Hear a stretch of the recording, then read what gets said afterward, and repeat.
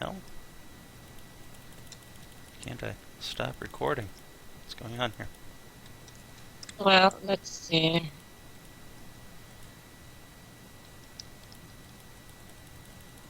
Yes, it does indeed make sense.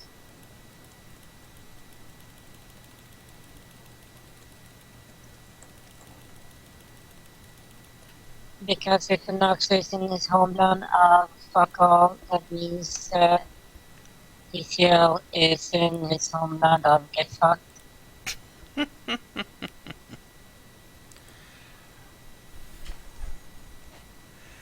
Alright, well, since OBS is being a little cunt, I guess we'll just hop right into it. When What? will... What? Where's third? I don't fucking know. Probably asleep. Like, literally always. So we're half a team down going into one of the closest places. Yep. There is literally everything that can go wrong. I'm sure you'll be fine. Don't worry, the dungeon's just full of things with, like, construct resistance and spell resistance that they wouldn't be able to fight anyway, so it's fine. Alright, anyway. When we last left off, our intrepid heroes actually left Pergolith for the first time in, like, 2 months, and went through the barren southern plains towards Crystalhorn, a gigantic spire of pink crystal that juts up from the plains for reasons unknown. Along the way, they bumped into Jacquard's camp. It appears the alchemist had moved his herd of horse girls out from the plains to the safety of the giant spire's shadow. Unfortunately, he lost one of his flock, who he sent up the peak to scout around, and asked Skezza to go and find her, one of his scouts by the name of Miria. Miria. Yes. Also, Skezza got gangbanged by like a bajillion horse girls, but, you know, as you do. Yes. Typical Saturday. For Skezza, pretty much. Although Every we did... It's an everyday Tuesday. Although we did find out from that encounter that Kaelirra is a dirty, dirty girl. Yes, she is. into the NTRs? No, Wait, that wasn't her? it's voyeurism. Yeah. Oh, okay. It's not really NTR if the other person's, you know, willing. That's NTR implies betrayal. So this most certainly is not. But speaking of betrayal, there was many fields were betrayed when Rensa God, Oh, met. just had to bring it up. Yeah, well, I mean, it happened. When Rensa met his very first, a horse girl by the name of Karina, the captain of Jacquard's guard. They sparred. He left a nasty cut on her face, which she said was fine, but apparently seeing Rensa freak out about it just softened the poor girl's heart again. Just had to bring it up. However, while you were talking to her, you did notice that she had some very interesting tattoos on her back. For whatever reason, the horse guard had the symbol of Erunan nobility tattooed upon her shoulders. Which doesn't make a whole lot of sense, but hey, it's there. well, she might not have been a horse girl all her life. It's true. I mean, Jacquard makes stuff that, and has offered in past to me once, to things that would turn me into a horse girl. Yes. So, she could have been a catfolk before. Oh God, no, never mind. By the way, so our general Couldn't possibly be XP some more extended family of the goddamn catfolks royal family. No, couldn't. What were you saying, Hedrah? general base total XP is 5 at the moment, correct? What? Just trying to confirm how much EXP we got last time. 2. Because he told us to add 2 more. Yes, I don't think I gave you XP at the end of last session, so you got 2. If I did give you XP at the end of last session, don't add those 2. That's why I'm asking everyone else. Oh, okay. You did give EXP at the end of last session. I think for I bonus think it was objectives. 3. Because I was up to 8. 38 from 135. Okay, then yeah, don't add those 2 then. So Okay, if you so got back more, down. Back down to 138. yeah, sure. Could have sworn I hadn't done that, but whatever. Roger that. Alright. In fact, I'll just go delete that message Wait. from the Sket call, because I am a retard. 180. Oh, no, wait. It was at 178. If you're at level 8. Kaelirra, on the other hand, is not Okay. level 8. She's level 7, so that's 338. There we go. All fixed. For me, anyway. Coolio. So, we will pick up the morning after. Everyone's had a chance to sleep somewhere in the camp. Whether or not that's on the top of the giant pile of horse girls is up to you, of course. But, No, I slept at the lake with Kaelirra, not yes, in that's the right. horse girls. You and Kaelirra got to snuggle. Damn right. Damn Wait. So, you're sleeping outside by the lake in the middle of fucking winter. She's got like 9 floofy tails to keep her warm. I'm sure it'll be fine. Yeah, and she wakes up like Sonic the Cumhodge. Isn't the point of going to this? Isn't the point of Jacquard being at this tower is that this thing is radiating heat? No. No, I thought that did that. No. That's why. Although that would be kind of cool. would be cool. No, the reason he came here was A, because he heard of a Temple of Horona, the goddess of freedom and flight, Oh, which that's is at the right. top of the Spire. Also, Right. his previous Fascinating. camp was in the literal middle of the path the Hobgoblin army was going to take. So he That- thought he'd just sort of pick up and leave. Maybe leave would be a good idea. Turns out he didn't need to, but Didn't mean it was a bad idea. better safe than sorry, he always says. If we start to get Uh. too cold, I will pick Kaelirra up and go back to camp.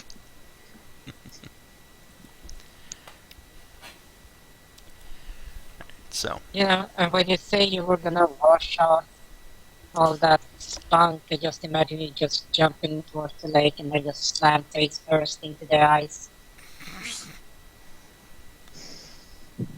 no, it's okay. Skezza gets in there, washes off, and then I roll for random encounters and a lake monster eats her. Oh fine. God! No, the submersible minotaur, sea cow. Yes, the sea cow. A+. Boris, the greatest swimotar in the world, has made his grand return. Is that a thing? Yeah. Champion swimmer. Yeah, Boris in Sav&D won. DCL was the champion swimmer. He could thing- swim in full plate armor because he kept getting, what was it, like 19 and 20 on his goddamn swim roll. Yeah. The things I missed. Dude, you weren't even fucking here back then. And it's hard to imagine a time when DCL wasn't around. What dark and horrible Oh. times. No, actually, it was pretty fucking bright then. Don't listen to her, DCL. We love you. No, she. Never mind. I know. Yeah, I we know. were having this fucking utopia there, and then the sodomites appeared. Okay, so she wasn't making a skin joke. Wait, no, I'm the sodomite. Hold on a second. No, you're the Jewamite. But It's getting worse. Okay. Anyway, so yeah, you all wake up nice and refreshed, and most of you don't wake up horribly gaped, so everything is in order. So what's the plan?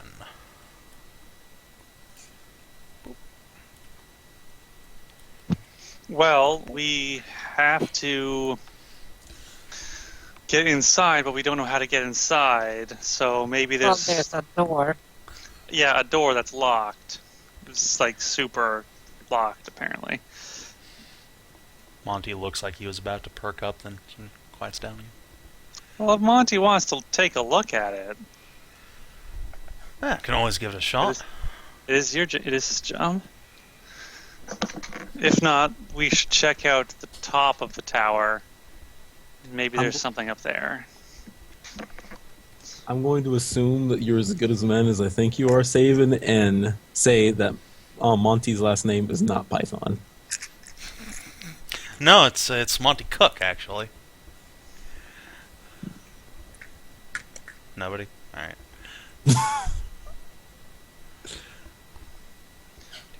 Designer, 3rd edition, D&D. Or Savin. God, get on my nerd level.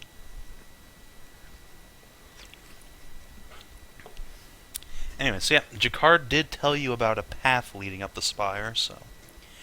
Yeah, it leads up to the spire, to the top of the spire, where there's a temple to her, the goddess there, Yes. where the alleged horsegirl went up and then didn't fucking come down again, where she's looking for the cloak of Super Saiyan, and then,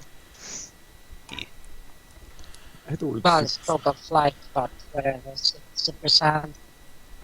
There is also the fact that Jacquard and his people have seen some strange figures on the path. Shadows looking down from the side of the spire. Look a little grim. Which has been why he hasn't sent a rescue party up. God damn it, DCL, what the hell, are you cloning yourself again? Damn it! Shut! They're not supposed to know.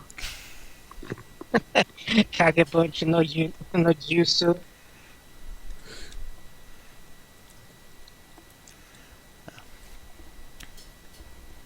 We should head up the tower. I think the side. Take the path. I can fly Well- alongside and just orbit the tower as you guys are going. Keep an eye out. Unless there's... Since the spire is round, correct? More Yeah. conical shaped.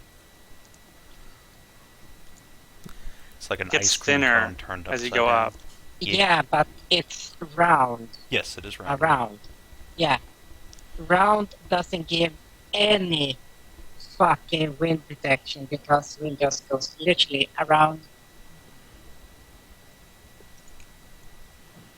Look at Hedrah saying my skill challenges before I poke them. Yeah, it's literally... If you have a round thing, never try to get in cover from the wind from it because the wind just goes around it without any slowdown. So if you start to go up like that and it's pretty fucking high, you'll get battered by winds. Mhm. That involves flying murder bird as well, but the best part about that for you is that you can just literally ride on the wind. You don't need to fucking flap. Across the sky. So just make sure it's not a windy day. Well, let's see. I think I have a weather table in here somewhere. Let's see. Let's randomly determine what kind of weather it is. Do, do, do. If it's snowing and blowing and like, fuck that shit, she's dead, you just can't fire. Let's see. Dungeon Master's Guide, Index, weather. Make it rain. Oh, dude, if it's fucking winter and raining, like, nope. Fuck that shit, you're being bombarded by ice needles at those altitudes. Oh god, you're right.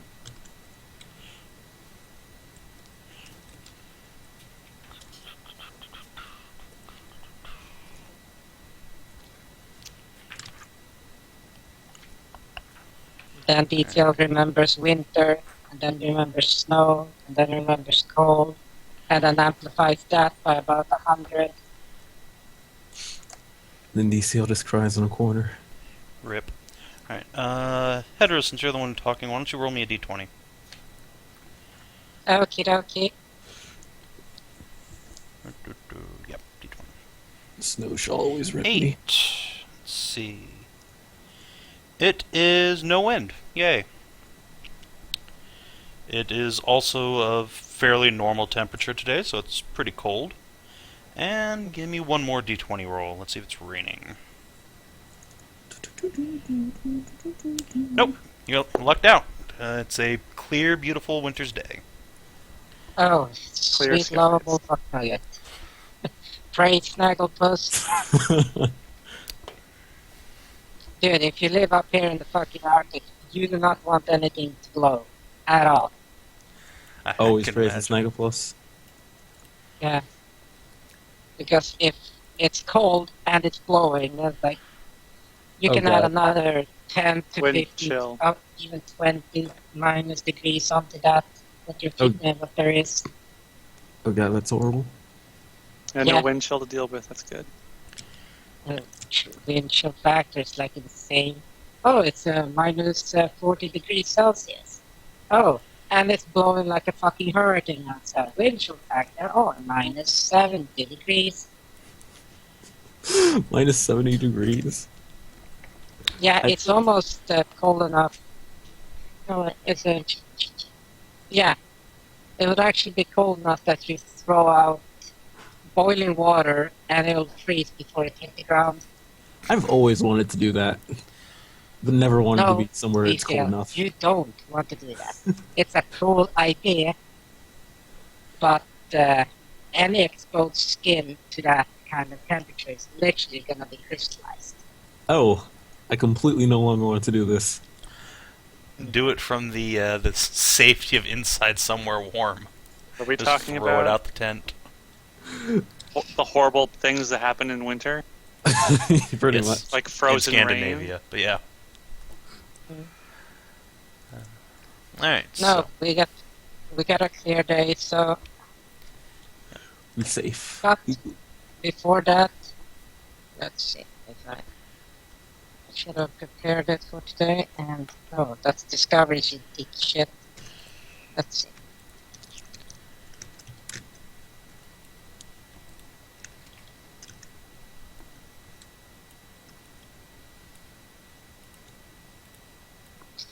Okay. I have something for a giant flying murder bird. Hmm? Literally the best pet name. Since this one is gonna be up on the altitude there, I got something for him. Is it a scarf? No, it's a potion of endure elements. That would be adorable, but not as practical.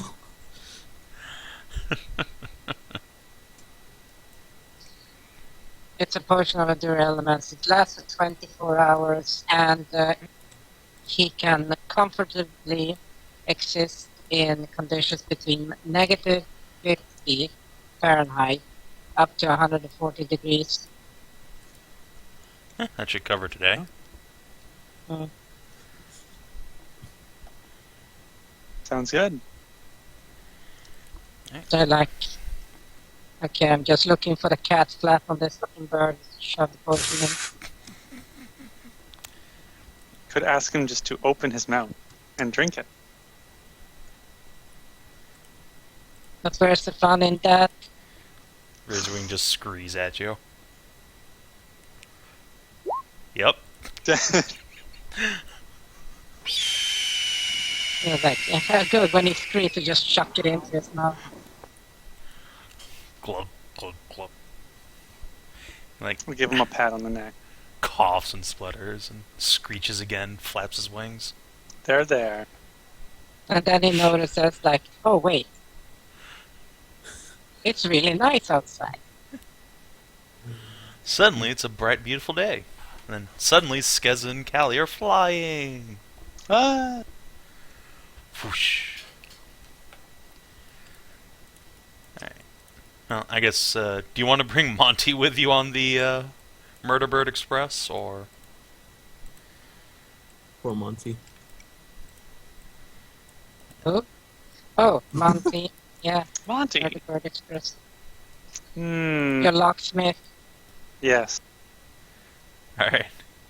He will very nervously, crawl up onto Razorwing. Wait, what? No, if he doesn't want, I mean, if he wants to see, he can Too late, absolutely stay motherfucker. with the ground troops if he Too late, doesn't want to motherfucker. fly. He's up in the air. Yeah, if you give him a choice, he would not. You Too don't late. have to fly. Too late. He's on Murder Bird Well, Express. It's technically, on, it's it's too late on. for him to get on, but No, it's too late. He's gone with the wind. alright. Deathwing. Alright.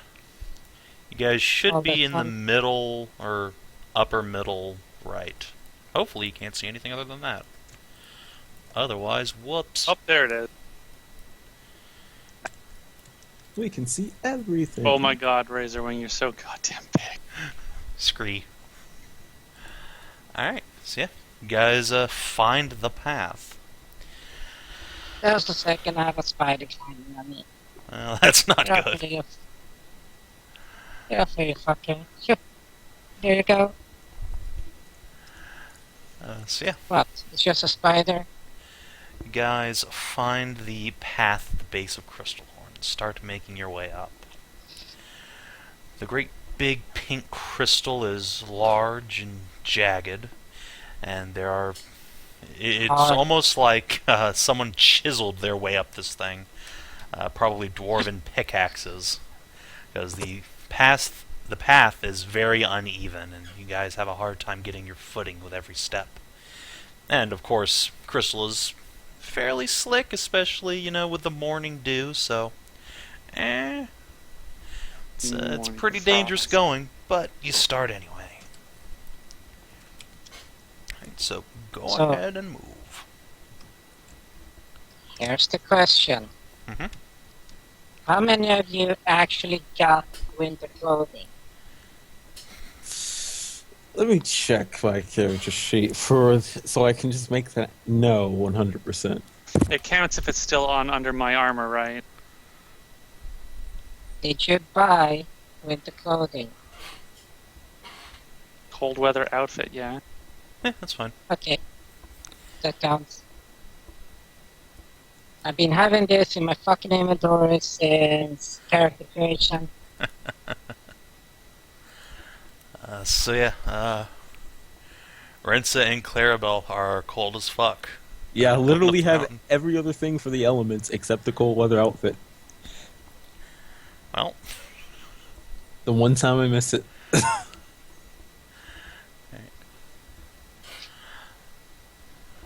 so yeah, you Look at them. freezing in your armor. Oh man, and it's plate armor too, isn't it, that you're wearing? Yeah. So yeah, that your armor gets cold as fuck immediately, so that's even worse. I have a fire sword. Maybe I should heat myself up with that. You could absolutely just turn on the fire. I'm just gonna turn on the fire and like try to keep myself warm. Use the command word. Which is Oh, God damn it! Now I have to look it up again. gotta say the command word, man. I think it's more of a phrase. Whatever. Brave my fury. Whoosh goes the fire.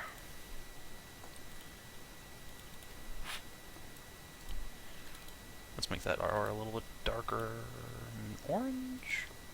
There you go. Everything is hot now. I think Clarabelle. it goes the same with Monty. Yeah. Monty has winter clothes. He's fine. Although he totally like puts his hands up to the sword when Rensa lights it up. Ah. Ah, nice and warm. Right, so yeah. Now much warmer, but also a giant flaming beacon on the side of the spire. Oh yeah. I mean, it's not like we want to give away our positions here and being hostile or anything. It's fine. Especially if they're flying. I mean, it's not like they could easily target us. Sigh. Put out the fire. I forgot we're actually going on a mission to attack. I'll put out the fire after a few seconds. Just warm myself up so I don't die.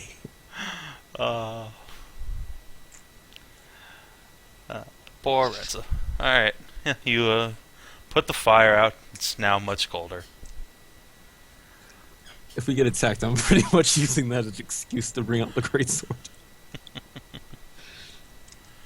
Alright. Let's see.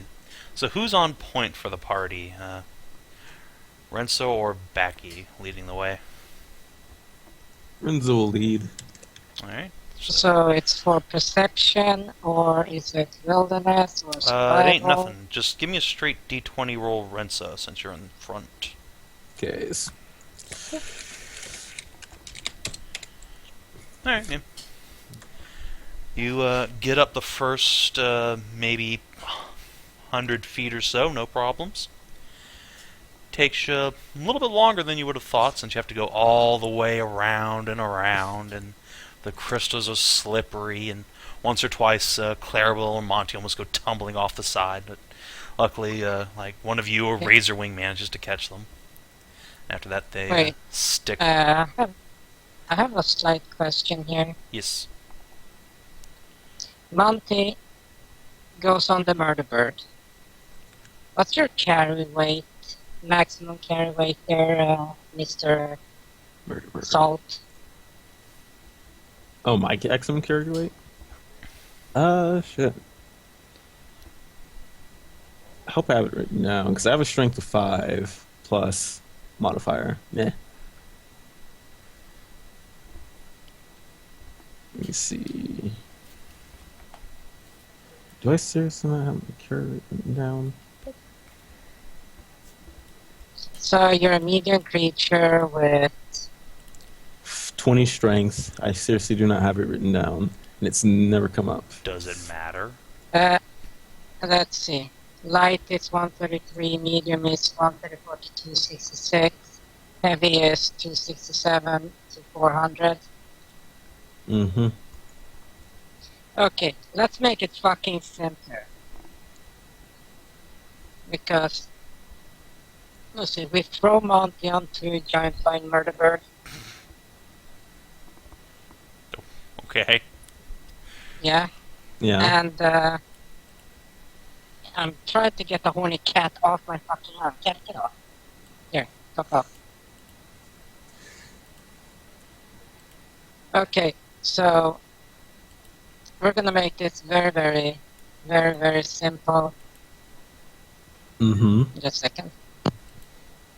This is the opposite of simple, but... Yeah, okay, I'm sorry, my cat is literally a horny little cunt. So, I open the cat flap on Rensa here, and shove a potion up his ass. The first one is Ant Hall. Mm-hmm. You know what that does, right? Yeah, more hauling. I forget how much, though. Yeah. Triples your ability to carry. Alright, so Yeah. now Rensa can carry a lot.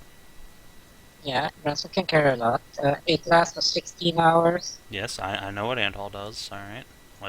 Okay. What's step 2?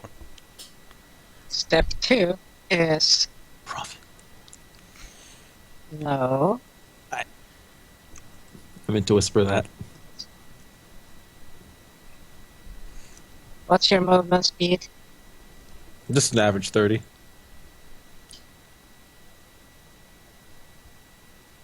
Okay. So average 30, and then I kick in the second potion. It will last for 8 minutes. Haste? It's called Fly. Oh, fly, okay. Oh. Yeah. And then just tell Clarabelle to climb around to the back. I'll hold the front. And then I'll just fly up. Come on, move. Go. Alright. I guess So apparently Rensa can fly right now? Yeah, so Yeah. after an hour of climbing back, he just says, fuck it, and throws up a fly potion. You guys go up the fucking side of the cliff. Alright. Wait, what? Since you're Rensa, one, Rensa is flying everybody up the mountain through Backy potions. Turn, flap away there, Deathwing. Alright. So you, 2 units of flying start cruising up the hill. I guess, while you guys are going up, Fenco and Celadrie Co. will just trudge along the mountainside because they don't matter. Yeah, so you guys... Celadrie can fly. Well, her giant centaur booty cannot.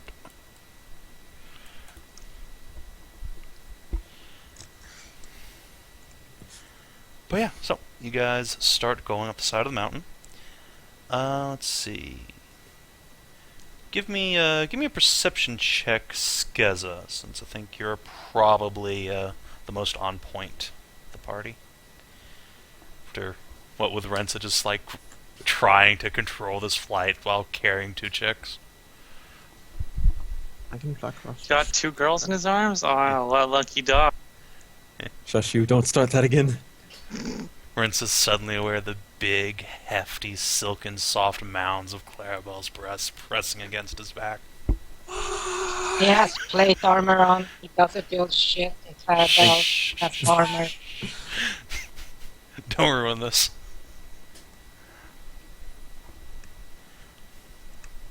Alright, you don't see shit. So you guys get up about halfway, then suddenly, let me create a little arena here. And suddenly, white people. Yeah, pretty much. All of a suddenly... Dynamic lighting, don't fail me now. When has it ever failed you? Except always. Yeah, except always is right.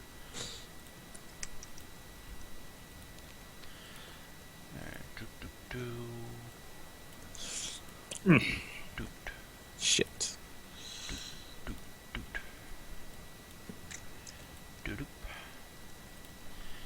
Take this one and we GM layer it. Okay, so you guys are flying along when suddenly you hear a very strange, almost kind of wailing sound coming from the side of the cliff. Let's see. Skezza, give me 2d6. Why don't ya?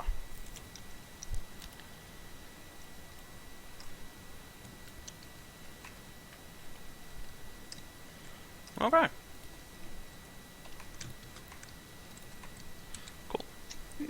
I suppose that rounds out to being average. It does. Oh, hey, Celadrie's here. Hi, third. Lies, lies, and slander. So yeah, see? Centaur Booty is riding on the ground. Rensa and Co. can fly. So let me throw a little status icon here. You can fly. I can fly, I can fly. Alright, so you hear this strange sort of wailing whistle from the side of the cliff. And then suddenly you see several suits of armor jump off of a higher rung of the giant crystal spire and start flying towards you. That ain't What the Falco. fuck are those things? Wait, what? Actually flying? Actually flying, like Superman flying towards you guys. That ain't Falco. So What? so by Superman flying, you mean actually falling towards him? We just need to avoid them. Old Superman. I got it now. No, bad, no. Yeah, no, they are flying out towards you Wow, guys. dude, and that took you a while. Holy shit! I thought from there. you gotta remember, I'm a young guy. I only know about this, from, like history, because, I only know. Oh man, I remember when it actually happened. I'm sure. And when he died. Which time? Oh, he died several years later after they managed to start regenerative tissue build-up in his spine, so he could actually start moving his legs. Anyway, so each of these armors is carrying a great big two-handed sword, and they are each making this wailing whistle coming out from their faceplates. And you can also see a 7th armor behind them a little bit, carrying a crossbow. They are coming right at you. So, what do? What do you mean, what do? We're not rolling initiative? You can if you want to. Alright, Celadrie yells hi. Give him a big wave. Alright. Like 3 of them peel off and start heading towards you. Well, I guess I'm gonna have to get my sword ready. You know what would be hilarious? Reverse gravity right about now. But they fly. No. Alter gravity. But they fly.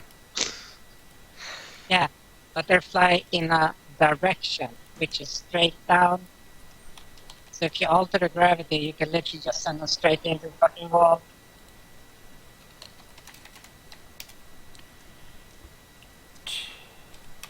Alright, hop on Oh, initiative board standby. if you want to. This GG. totally means that they aren't hostile. Well, people said they want to go initiative, so...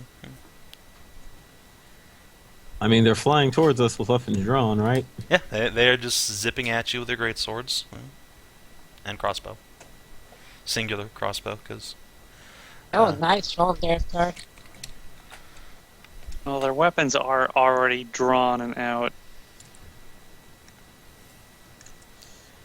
Let's see... Hey, Rensa, don't Oh, you yeah. have, like, charge bonus in case they're running high velocity towards you? Alright, Celadrie, you're up first. There are 3 of these armors descending on you while you and Kinathis ride around on the path. I am going to scream, jump down, and hide under Kinathis. A+. Alright. Anything else? Nope. Alright. Rensa. Kinathis, I guess we'll just take a defensive position. Alright, yeah. Kinathis can Hold up full her shield. defense. Just making sure these guys have weapons drawn and coming straight at us. They're coming straight at you with weapons drawn. Going... It's coming right for us. As they go. You know, if I hadn't seen the South episode, I should have been slightly annoyed. And can I charge at them? Yeah. You are flying, so you can get up to them. So- No, No? I don't unless think- you have fucking moved to the side and dropped us off. No, you can't. Oh yeah, I still have you guys in my arms. I guess my first order of duty is trying to find a foothold we can actually fight on. Yeah. There is the path Kinathis and Celadrie are on that you can drop those 2 off on. Guess you don't. Hi, you guys weren't as fast as you thought you were. Is there no I other had place? the power of GM intervention. Is there no other place to put it? You could go for like a higher, like 1 rung higher, kind of on their level, but Does Backy want vantage point? I can't rain bomb them, remember? I got nerfed. Well, I mean, can you still throw bomb bombs? at a time? One at a time. Oh. All right, then I'll set Backy and Clarabelle down back with just move where you want them to be, or I guess right there, whichever. trying to figure out where our fairy is so I can set them down. She I am over here. literally cannot see her due to the light. Giant center booty. Yeah. I'm I like guess it all is the way like to a the right. day out, so I can throw on some dynamic lighting effects. Boop, boop, boop, boop. There you go. Oh man, there's certainly a lot more than I thought there were. Well, there's 7 of them, and the amount he said there would be was 7.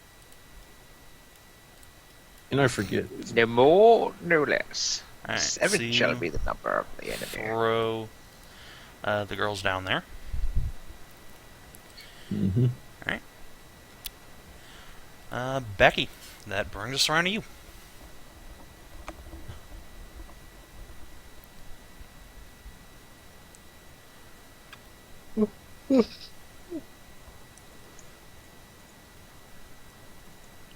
Well, since I want to do the whole Shabba Dango Tango Mango,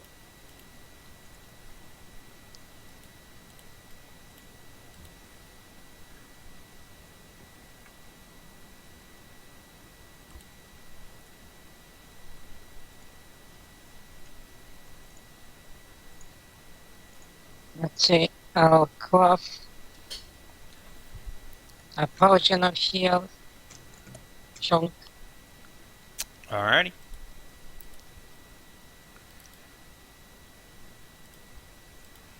Skezza. You are the only air unit left on your side.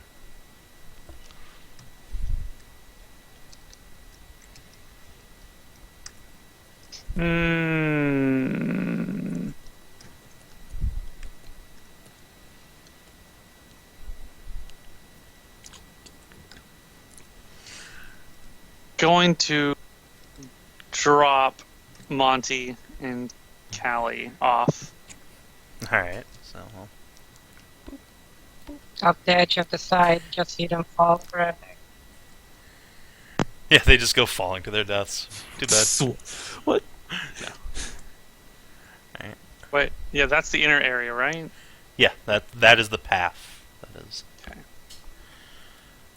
outlined there. Mm. And then I will, Skezza will ready an action to shoot if one of them looks like it's going to go in to attack. Alright. So, Skezza, since you're still, like, right there, you're probably the only one to see. Another suit of armor come galloping up from further down the path. This one is riding atop a great big set of barding, basically made for a destroyer, although the barding is basically empty, just full of mist. And the suit of armor atop it bears a great big lance and shield. Oh god. Wait, from below? No, it's from ahead of you on the path. Okay, from above. So yeah, it comes galloping down towards you. Stops about, let's see, 2 more squares forward. Stops about there and just levels its lance at Skezza and booms in a voice that reverberates through the crystals. Be gone! You are not welcome here. Mm. And the armors all sort of zip a little bit closer, but they stop at a arm's reach for most of you guys. Clearly threatening, but not engaging quite yet. Well. Well, indeed.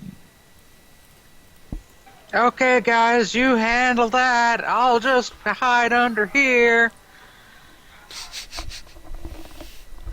Alright, Celadrie continues to hide. Rensa. And eat breakfast. Prussian's breath. If anything, I'd say breakfast unfreshens breath. But Depends on what you have for breakfast. yeah, I guess. I am having frosted mini wheats. Yeah, it's fairly fresh.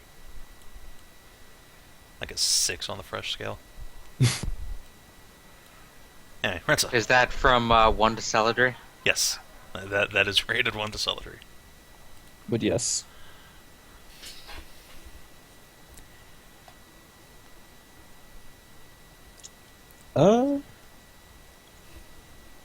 We pretty much aren't leaving, are we?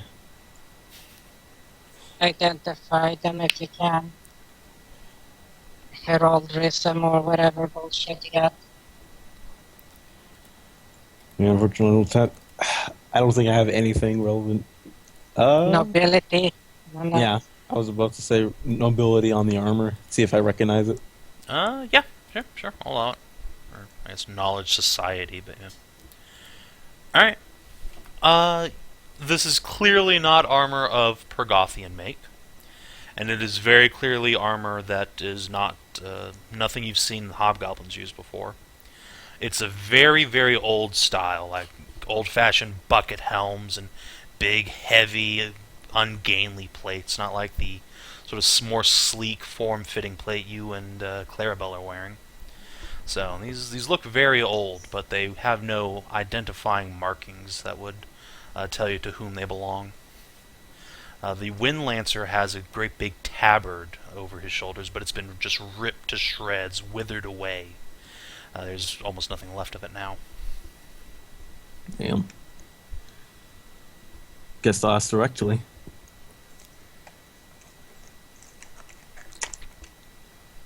Rensa will look up to the guy who's talking and guess I'll ask, are you knights? And if so, who do you hail from? There's a moment's pause before the rider place. We have stood sentinel for 1,000 years. Be gone. Encyclopedia. Pergothian.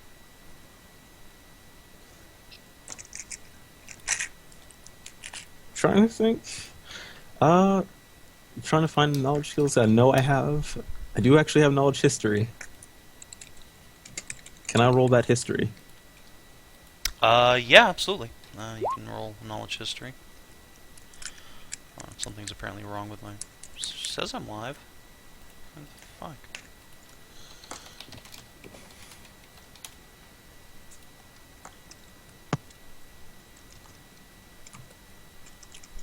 Go, knowledge history. Pew, pew, pew, pew, pew, pew.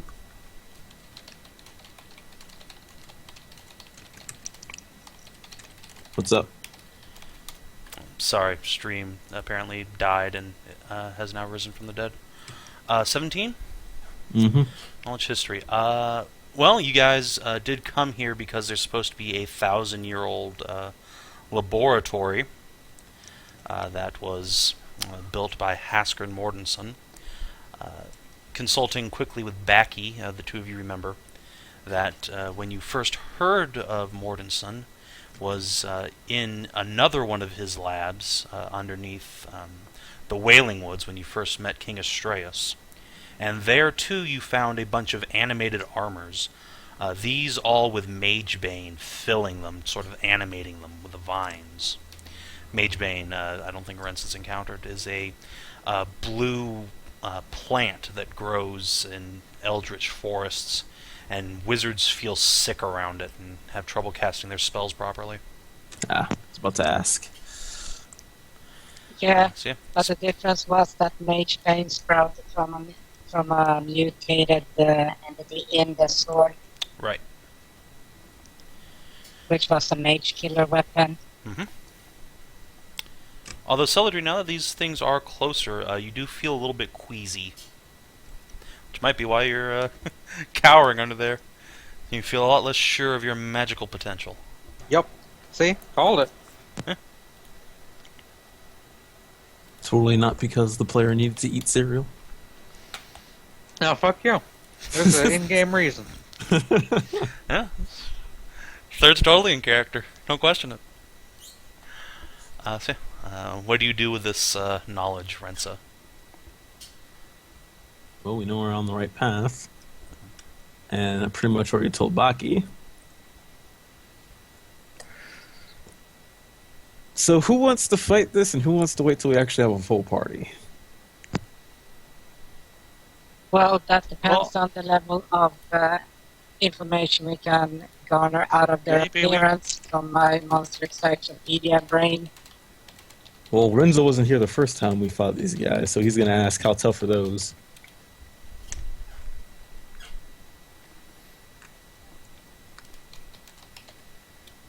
So, what role do you need from me?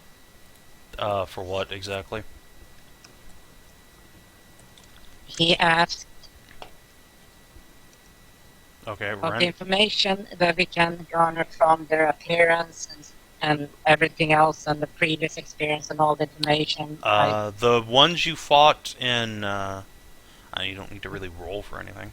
The ones you fought in Mordantson's old laboratory were fairly weak. They went down in a hit or two, but those were just like floating breastplates. Really, these look much sturdier than those did, and they don't have all this mage bane tethering them to anything. So they are probably faster, hardier opponents. Which makes sense, since this is, as far as you know, Mordanson's primary laboratory. Ah.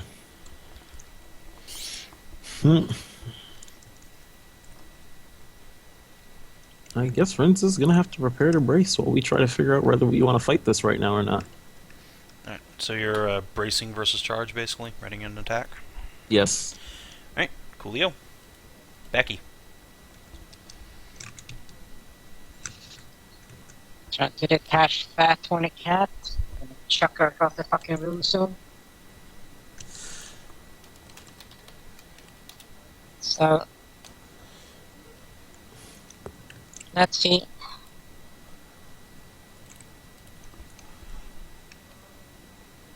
So, from all the information that I managed to gather from Mordanson's text and shit and all the books and everything, I cannot pinpoint the type that there are. You don't know Or- what they are, other than just some sort of animated armor. You don't really have much of Mordanson's text. I mean, you have that one book of enchanting, but like all the notes from his lab were destroyed, pretty much. So, Just like a usual evil scientist. Never leave anything useful behind. well, actually, the party might have blown up his lab by accident. Kind of Oh. an accident. Yeah. I won't even ask. Turns out plants burn really good.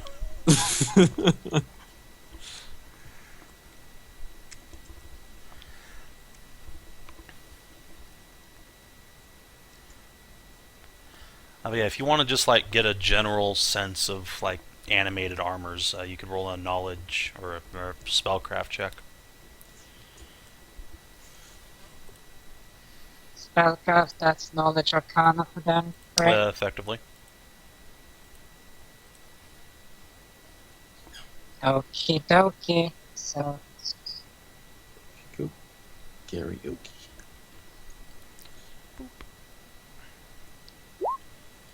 knowledge arcana. Okay, yeah.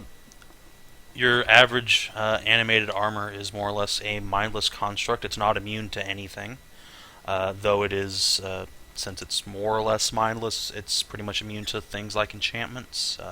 This Windlancer seems to have a mind of some sort, so maybe it's not, but I don't really know for certain.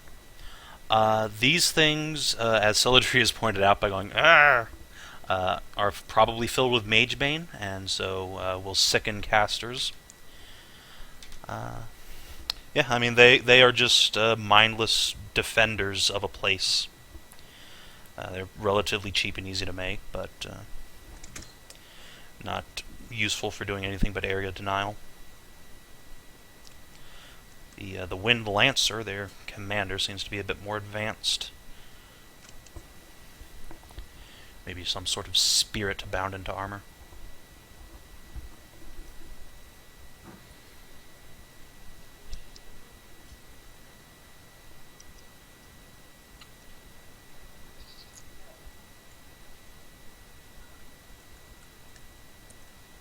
Okay. Formulating words in head. See if I can transfer them.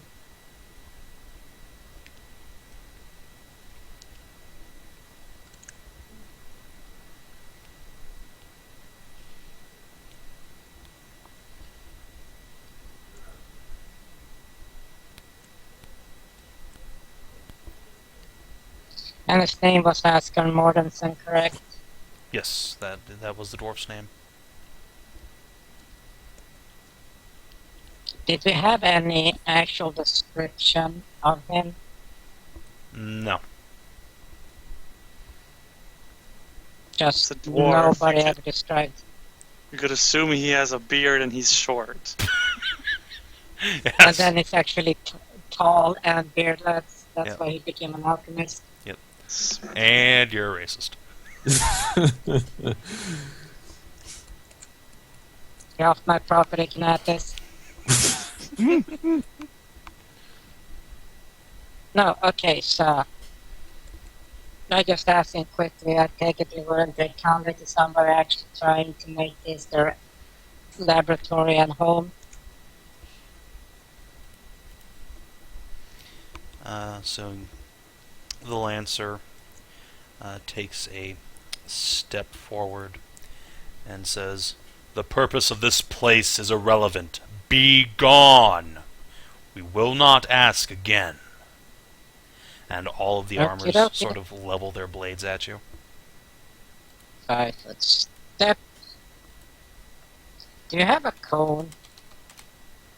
No. Well,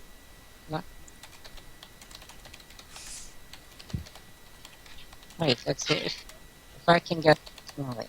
I was here. So, let's see. can I raise my hand and say something, or do I have to wait my turn? You can try and stop Backy, but Alright. talking is a free action. Can we visit the temple? There's some momentary pause. The Lancer lowers his weapon as if, like, pausing to think. Like, this is just some alien, unexpected question. Could, like, full second passes. This is permitted. Oh, okay. Hardly anyone ever bothers to just ask. It's always the time nobody thinks to ask. The asking's the best. Okie dokie then. I'm done with that. Asking for So permission. how much time? Sorry. I was saying, how much time is left on that fight spell then? How long does it normally last? Like 8 minutes, you said? 8 minutes. Yeah, It's- and it's through this double whole its encounter, it's movement probably speed. been a minute gone, so a couple minutes before that, it's probably like 4 or 5 minutes left. Enough to get you to the Okay. top. Sweet. Only just. Partner boys, sweet. Alright, we moving. Right. We jaw mountain. Thank you very much. The armors do not acknowledge your thanks. Asking 2 OP, please nerf.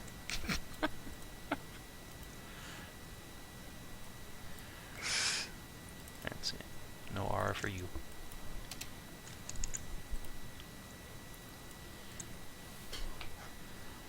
Let's see. You form up and start flying. The armors follow you up. They form like a semicircle behind you, and just silently just make their little, or not silently, they make their little droning noises and follow you on up to the top. The Lancer seems to ride off along the path out of sight. So, the lot of you pretty much gonna come over here. See, this is gonna be awkward. Okay. Is it? Yeah. Just gonna move some people to another part of the map. God damn it.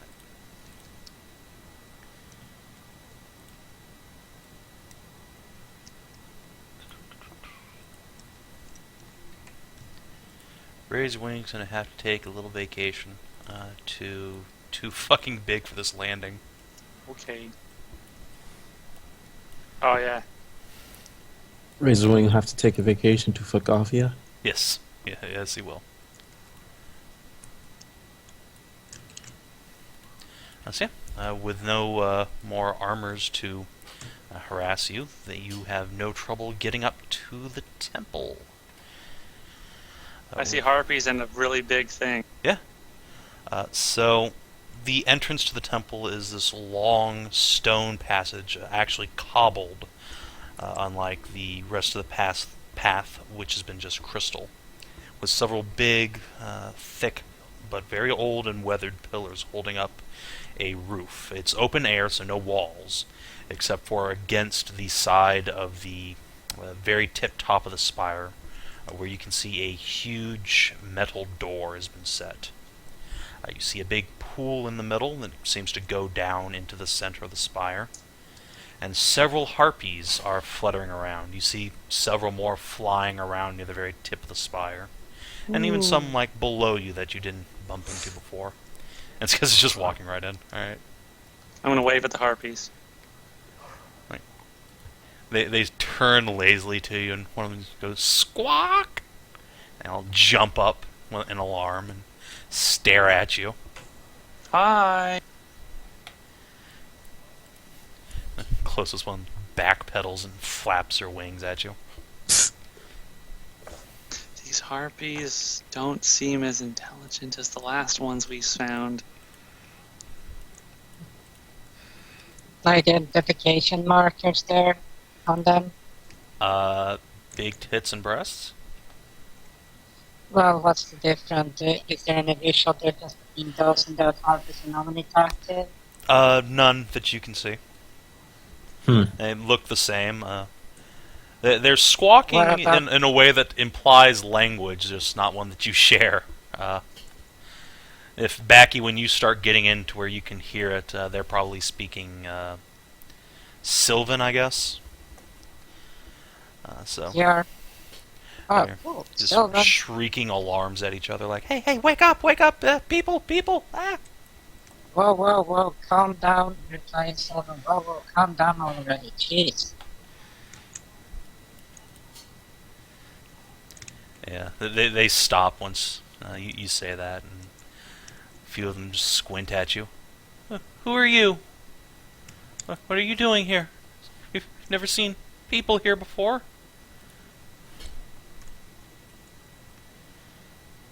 We asked the armors if we could how come up do- and visit. Yeah? And what Yeah, do you let mean us through. people? Are you meaning people? Or only people like you? They're being a racist now? Is that what it is? What? The harp What do just you make mean like you- flabbergasted motions with her mouth, like she can't even begin And to what do figure out you what to mean, say. you people? Other people, people Oh. who aren't us. Oh. That's what? Oh, I see how it is. Gee, come up here being friendly and suddenly you get slammed with being like, oh, you're outsiders, you're weird, I'm Oh, going no. to look. be racist. I'm gonna look at Backy and just like see her. How she's acting. Like, what did they say? 'Cause I don't know what you're saying. I just started telling her, it's like, they're being racist. They are. Like, seriously, it's like, oh no, it's one of those type of people coming up here. It's like, what are these those type of people? Are you sure And they then don't? As you're speaking, you hear a voice in common, a beautiful, almost melodic female voice, and just bark from the other side. That's enough. And Are you sure they don't see just mean that they don't get a lot of visitors? You And we see a gigantic creature sit up from inside a very large straw nest built at the back of the chamber. This is most certainly not a harpy, perhaps some distant relative of their kind. She looks almost like a wyvern tar, a huge dragonoid lower body with a pointed tail covered in spikes, and a humanoid half with large feathered arms and Wow. dark green makeup brushed across her eyes, flowing red hair that grows with flowers. Exotic. So yeah, she takes a long step forward and in common says that that's enough, and looks down at you. You are not the first visitors we have seen. And she'll glance at one of the harpies who cowers. Though you are the first who have not been such as them. Who are you, and why are you here? I assure you we have no valuables worth stealing, Well, nor do we wish to harm you, so... well, we came looking for. Well, we came to take a look at the big fancy spire, and to check out the nice temple on top. And we came looking for someone who went missing. But you said you haven't seen anyone other than the harpies. She shakes her head. None but harpies. And the armors, of course, though they pose little threat to us. Seem to allow our presence. That's not good. So I no don't one suppose at I don't Horsegirl suppose they or have anything? seen anybody. They don't seem to like other people. I don't She think they hate 'em. shrugs. The armors only appeared a few weeks ago. Before then, Oh, the great doors to the facility beneath us opened. They spilled out, roused by something I know not what. Wait, a few how many weeks. weeks? I could not say for certain. 2, perhaps 3.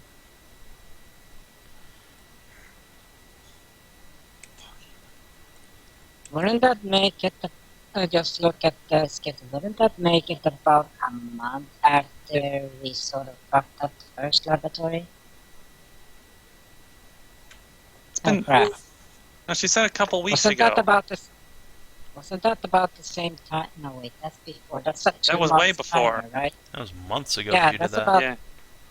Yeah, that's about 2 months after Australia. However, it is about the time Jacquard lost his scout. Oh, it's been that long? Yeah, she's been gone a couple weeks. Oh. Oh, okay, phew. I thought was she was only hoping been gone a that couple it wasn't days. our fault. Okay. No worry. Okay. So she went missing and Wait. the armors appeared. That can't be a coincidence. No, that definitely can't be a thing. So. It never is a coincidence, is it? Do you have any general information about the lifespan of certain creatures?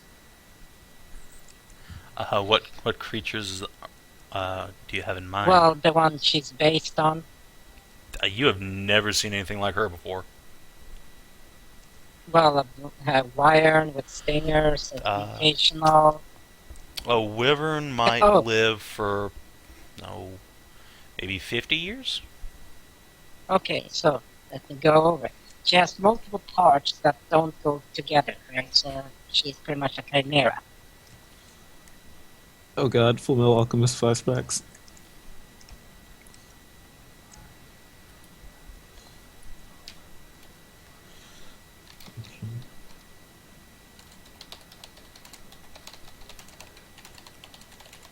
No, because the difference is, if she's made a multiple part, that means her lifespan is pretty much fucked. But to try to identify her, the parts at least,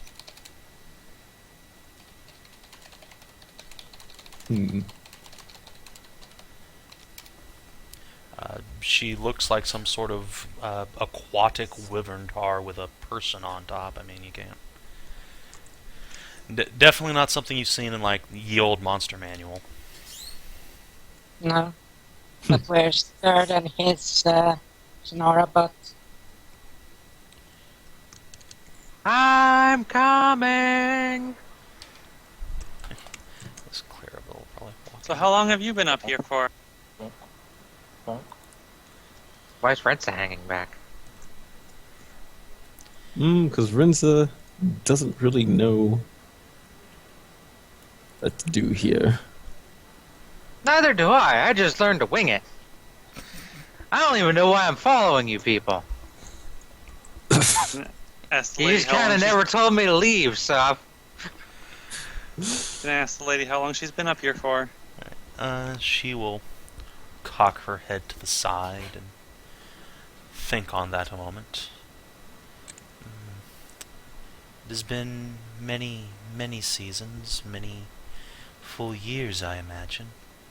I have no means to keep the time, though I remember many of my kind once lived here. Now only me. Hmm. You don't happen to remember a stealthy dwarf that ran this place? She scowls at that and crosses her arms. No, I'm not quite that old. It has been much, much longer than my lifespan that great dwarven master brought our kind here.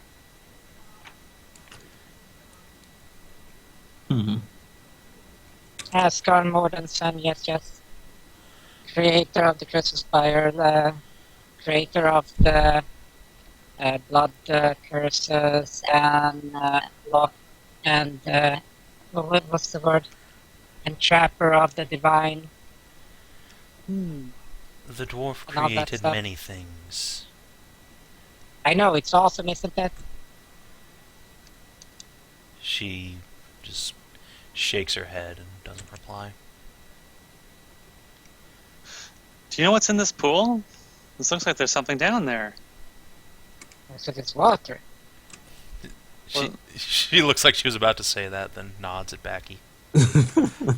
Well, I mean, it looks like Good. there's like a room down there. Like it's big. There is a chamber of some sort. We frequently use it as a bath. It might be rainwater then. Just flooded. She nods, although there's something down there that keeps the water fresh, clean, and cool. Is it Celadrie? No, she's over there. What is a Celadrie?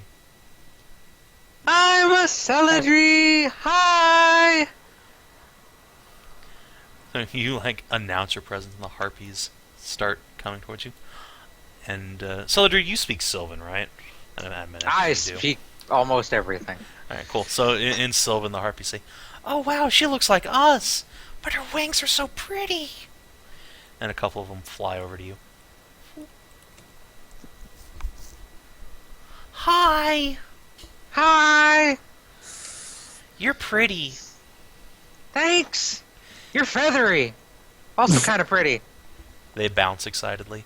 Can we touch your wings? There so many colors. How did you get them? I was born with them.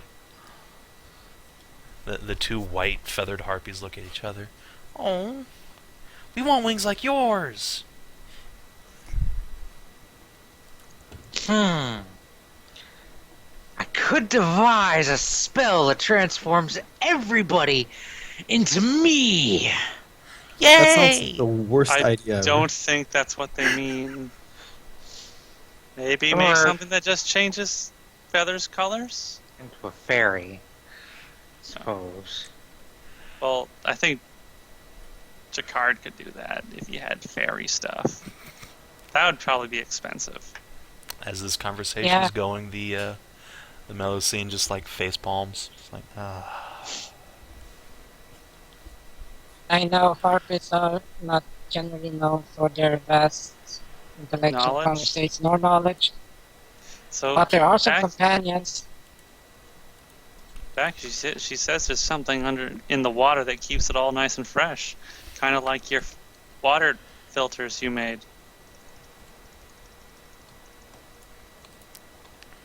Well, Although it might be probably more magical.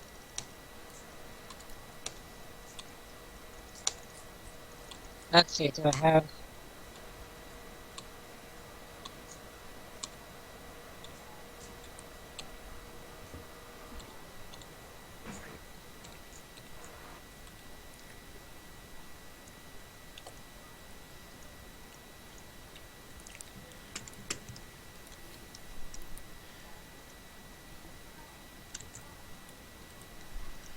Well done. Hmm? There's... I can always go down there and look.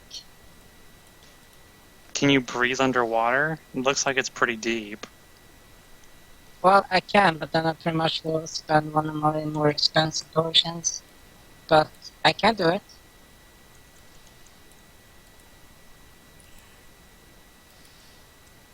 I can be a catfish. Renz is actually going to chuckle at that. A catfish.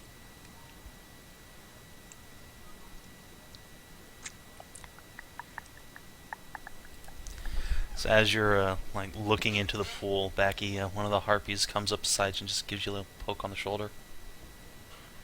What? What are those? She points at all like the potions on your belt. Oh, those are stuff I use to make stuff. That does stuff. That's pretty much it. She Stuff cocks her I- head to the side and like Stuff Wiggles her that feathers. does stuff that I use to make stuff. Wow. Oh yeah. kind of stuff. Well, what do you need? Kind of hungry.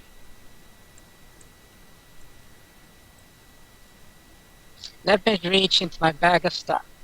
Pull out rubber chicken. Wait, that's the wrong stuff. That's not Reaches gonna back in. Pulls out food. Yay! Yeah, I found. Yeah, she takes the food and just bounces off, munching.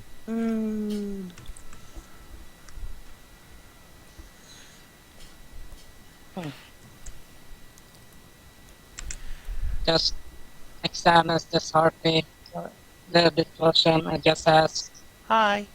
the big hi. Like, you don't look like the harpies from the lowlands. She like scratches her chin with one of her little talons. Why not? Well, your feather coloration is different. That That's means why I'm I'll ask- prettier. no, I said you're different, not prettier. How do you know you're if you're the prettiest there? How do you know you're the prettiest harpy? If there are more. She, like, you just the words coming at her just completely perplex her. Cuz. The other harpies around her giggle.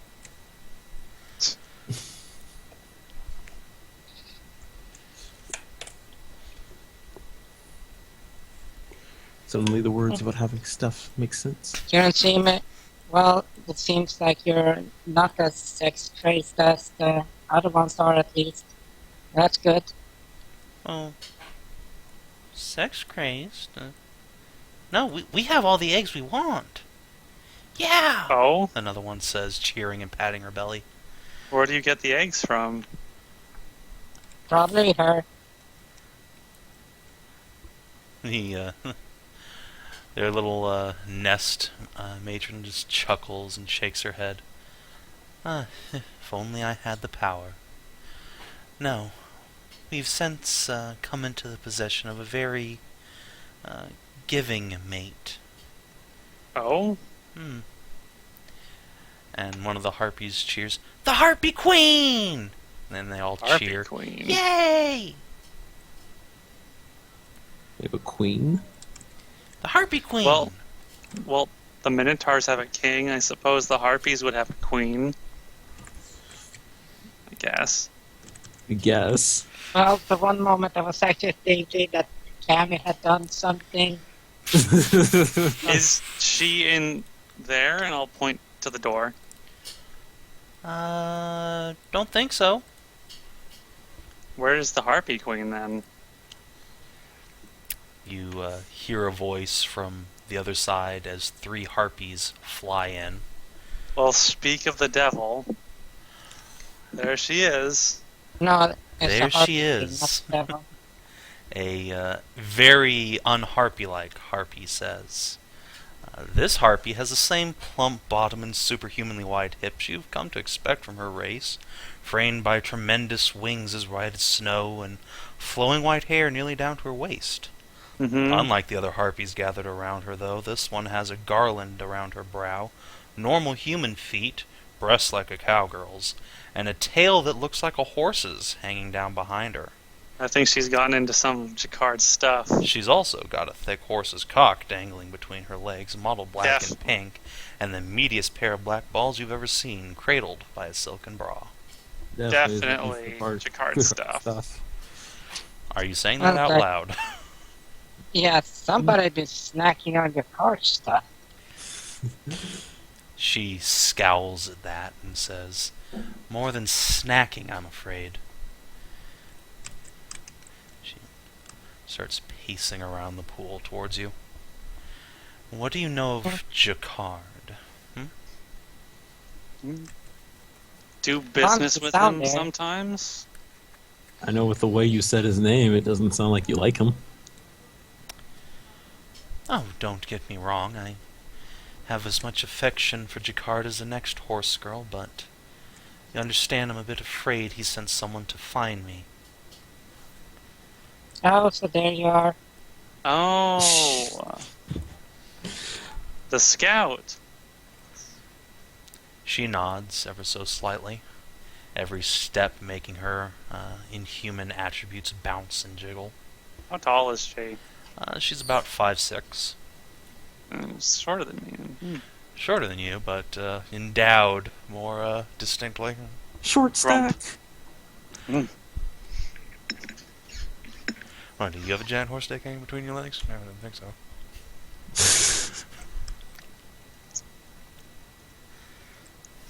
So I take it you don't want to go back downstairs?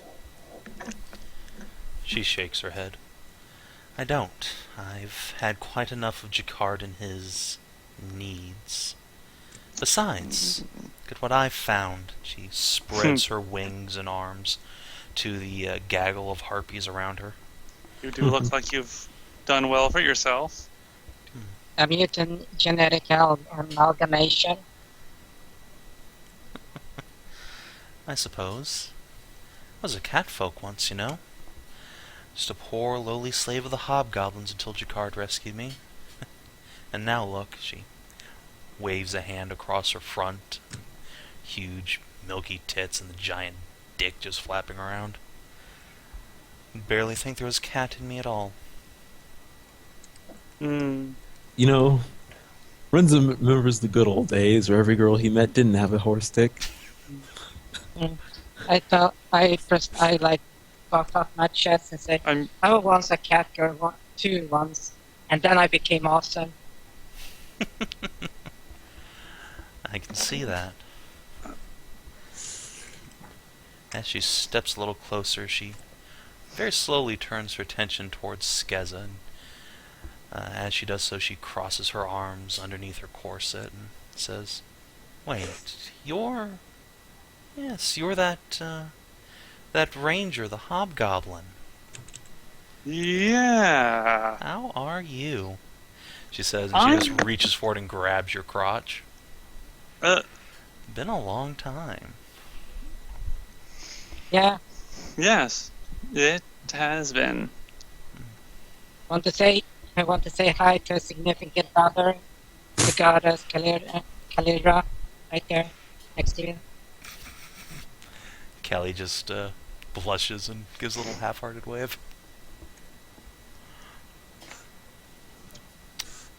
The queen shrugs and continues to walk around the pool. So, what is it you came here for? Well, one, it was you. Two, it was the cloak. Three, where if I get your corpse back or get you back or something like that, I would never really cared about your card.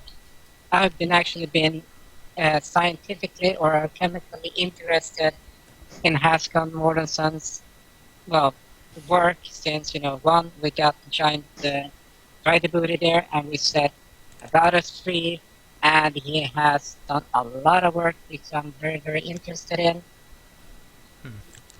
Well, as I understand it, So- you've come to the right place. This is where Jacquard was hoping to learn all sorts of things, but could never quite find a way in. Yeah, fuck that Mhm. guy, seriously, I've never really cared about him. Too many horse girls, though. He's fine. I can see how he It's wouldn't be just- everybody's cup of tea, but Well, apparently okay. he's your cup of cum. I see what you The did queen there. just laughs at that. hey. I don't see you having all kinds of funky change my body potions. Well, let's see. You do not have you that asked market. me-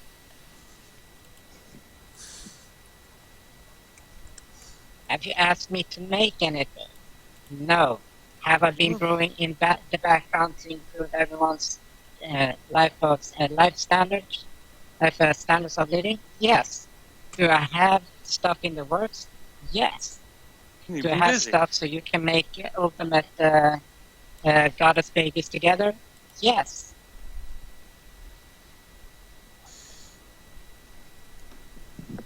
So if you and Kelly actually want to make like ultimate demigod babies together, all happy couple stuff, I can make that. No Okay. offense, the Harpy Queen says. Could you not talk about making babies around here? The Harpies will get excited. Yes. Oh, sorry I can about that. imagine. Anyway, so derailing here. But yes. Okay, About so trying to establish herself as the Alpha Alchemist. okay, so you don't want to go back, okay? I mean, I'm not going to take you back against your will. That's not right. So, You have my thanks, then.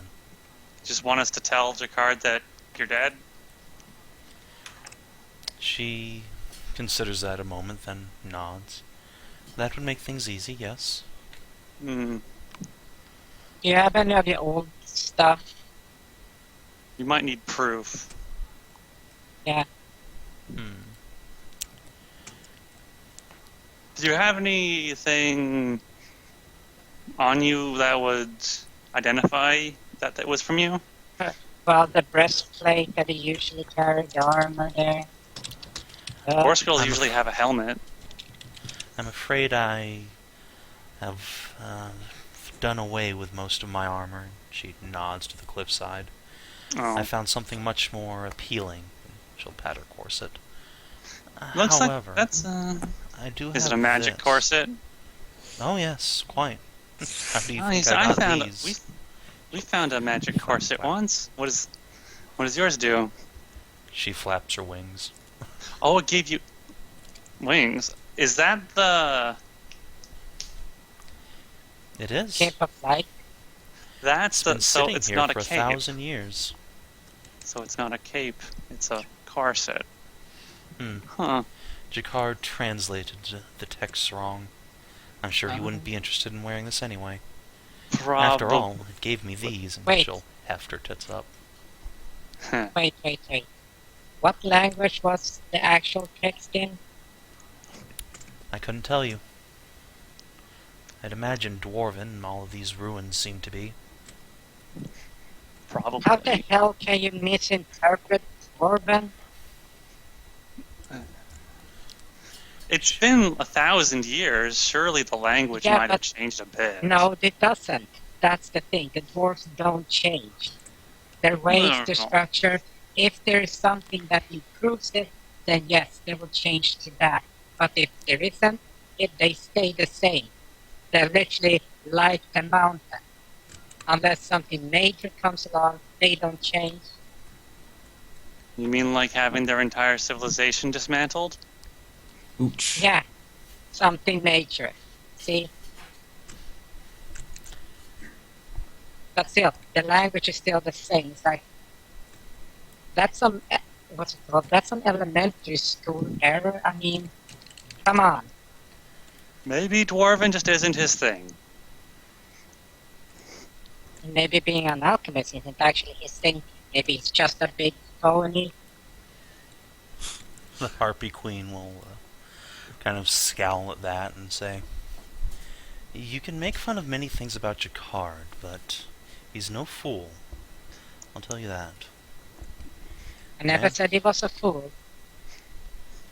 He is a very competent alchemist. After all, he's made a tribe of very unquestioningly loyal guards, hasn't he? Yeah. Yeah. And Hobgoblin have an empire. Hmm.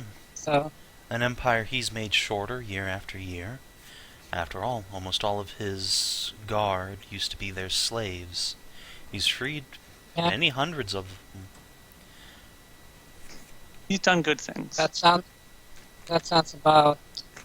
How many hundreds did we free in Shadowpike? That was a couple of them. Yeah, about 200, It was like, if that. yes, like 200 in like a day, so... Even the score. I don't think it's a competition. It's Backy always so a jelly. competition. Because it's always a competition. Because if you never strive to be better, then you won't actually get better. You will just mellow out and be average there. You always Well- strive to become better, find better, and improve. Just be humble Otherwise, about your you wouldn't be- accomplishments.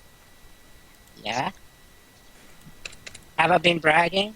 No, No. I'm just recounting. Some people would probably count that as bragging, though. Yeah. Well, it depends on the person. I never brag. I s- I'm the most humble person I know. Nobody's more humble than me. I, s- I know. I Plus you got suppose bombastic. Oh my god. suppose we could take a look around the cliffs and see if we can find any bits of your armor that you dropped over the side. Or, as I was saying before I was so rudely interrupted, she says, giving Backy a glance, and she takes a small silver necklace from under her corset and snaps it off her neck. Oh. Catch. She Huh. tosses it to Skezza, Catch. grabs it. It is a small little silver necklace, as I said, but with a little medallion at the front, which, well, Rensa, you can see that it's kind of the same shape as you saw tattooed on Karina's back. What does this symbol mean? If you don't mind my asking. Heraldry. Hmm. Inch, history. Inch, read. Yeah, Backy, you can make a, I guess, society check would be the, yeah, society. Society and ability. Society is a skill. Yeah, but it's a history and ability local. It's history, local, and ability. Okay, I got the same bonus towards that, so... Since Skezza actually asked, the Harpy Queen will say, it used to once have a meaning, but that doesn't really matter anymore. And Backy, Ta-da! yeah, you definitely recognize this. This used to be the symbol of the Kingdom of Aruna, the once great Catfolk empire that stretched across the eastern continent. And now is basically toast, because the Hobgoblin sort of invaded and broke it in half, and then completely swallowed up the north. And now they're slowly making their way back south with Gastagoth, trying to take Pergolith, but obviously haven't failed. But this symbol specifically was for people who worked at the royal palace in Aran City, I believe is the name. Oh. Then were you you used to work for the old Catfolk Empire Kingdom in the palace or something? I'm not nearly that old. Oh yeah, I guess Yes. that was a long time ago, right? This was passed down through my family. Oh, My grandmother had it and gave it to my mother, who gave it to me. I see. Right. Duh. One of the few things we were able to keep away from the goblins before Jacquard freed us. I see. And are you sure you want me to give this to him then? Seems like it's a precious thing to you. No, I'm not sure, but I'd rather lose that than lose this freedom, this power I've gained. And she gives a smile towards the harpies and the great creature in the north. I see. Alright, well, freedom is important. Alright. Well, we will give this to him then, and hopefully it'll put the matter to rest, and you can just enjoy your life up here then. She smiles and puts an affectionate hand on your shoulder. You have my thanks, truly. It's no problem.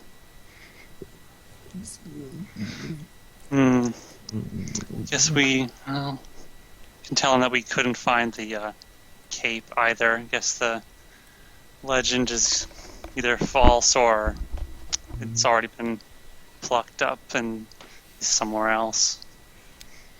I mean, it has been 1,000 years, so. Well, can I just look at this door? By all means.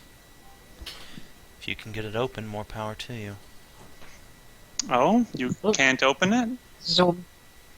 She shakes her head. Look. Oh, I would have figured you had found the corset inside. No, it was hidden in an alcove inside the altar, a hidden compartment. Oh. Don't suppose you know what's in the... Oh, you're pretty good at Don't suppose you know what's in the chamber under the pool there. She shakes her head, but the Melusine will answer. It is a sealed room. There's nothing inside of any great value. There's a door in there, but the pressure of the water holds it closed. I cannot get it open. A door. Perhaps it's in that way into the interior then, into the lab, from the top down. She nods. We'd have to find a way to... Well, in order to get to the door, we'd have to get out rid of the water, but I think you guys kind of like having the water there. It is quite convenient. I don't know what to do without it.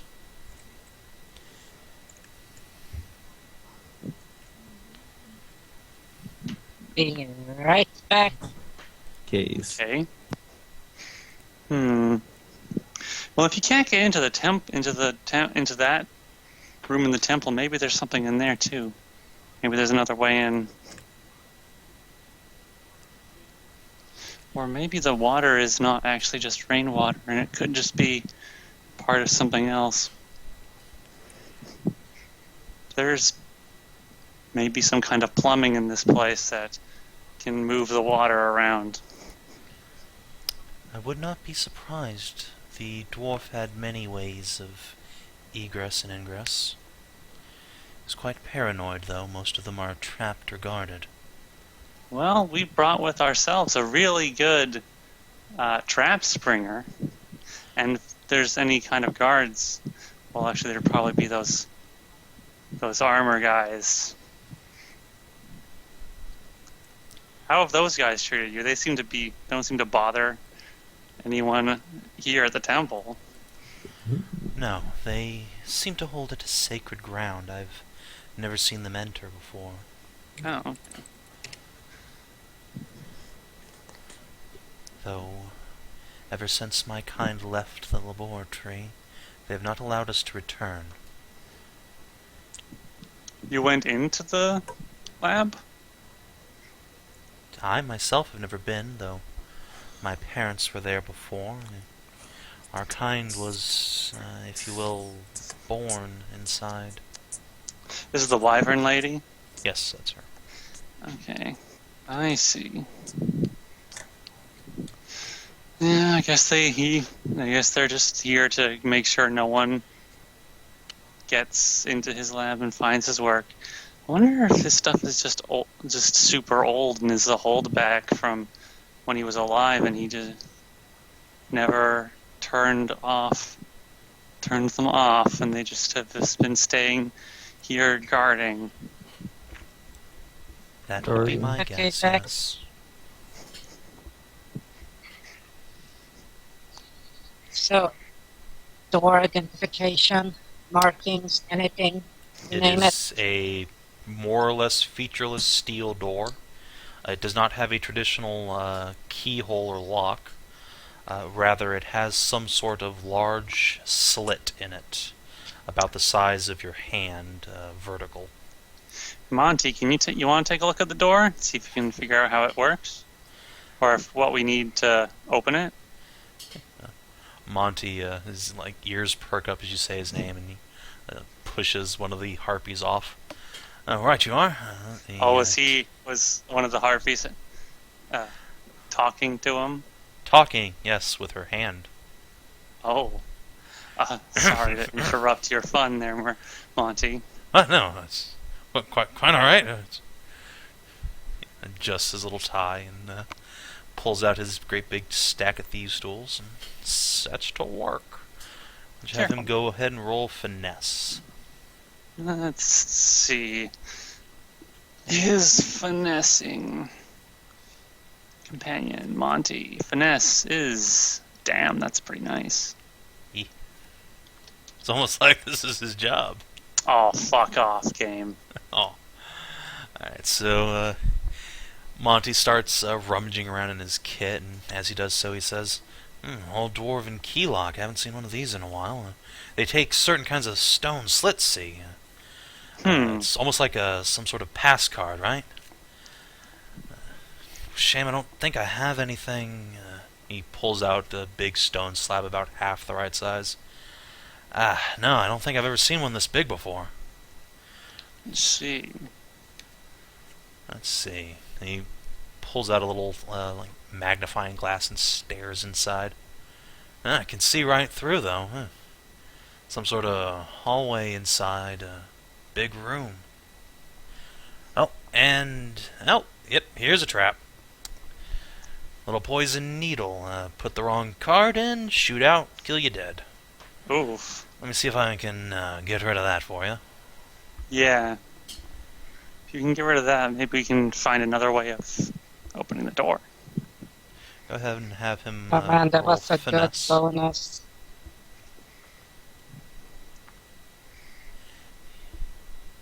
Roll That's a again. good Yes, bonus. to, Just need disable to the roll trap. good on the die. Jesus, Monty, come on. Monty, come on. Yeah, he does disable it though. Okay. Pulls out the little needle. Monty, Oof. please. Poison's Oh. about 1,000 years out of date. Probably harmless, but just Let in me check. case. Oh, yeah, me check. sure. Hands it over. Poison identity. It's that old. It's Poison probably identification. long since, decayed Yeah, it's or dried up. Yeah. It's wyvern venom. Like you said, it dried up ages ago, but it would have hurt a lot. Yeah. Yeah, but the difference is the venom changes with time from the generation where it spawns. So wyvern venom from 1,000 years ago Could be differs from chemically wyvern could be venom chemically now. different than new wyvern. Exactly. I see. See. So I can just take this residue and remake it. So Ancient wyvern venom. get my pouch. Yeah. So get an empty vial, drop it in there, cork into the backpack.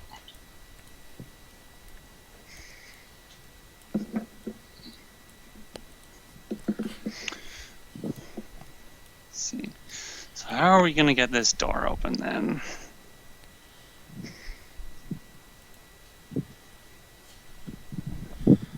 Well, if you don't mind You know, going back to Pergolith, I can try just- and get the right key card. Oh, Or we can use No. You can use something I've been waiting to use since out of character. Just a second. I've actually had this. It's pretty fucking awesome in itself. And you're gonna Okay. shit your pants. All right. You know you're in trouble when Hedrah has been waiting to use something. Yep.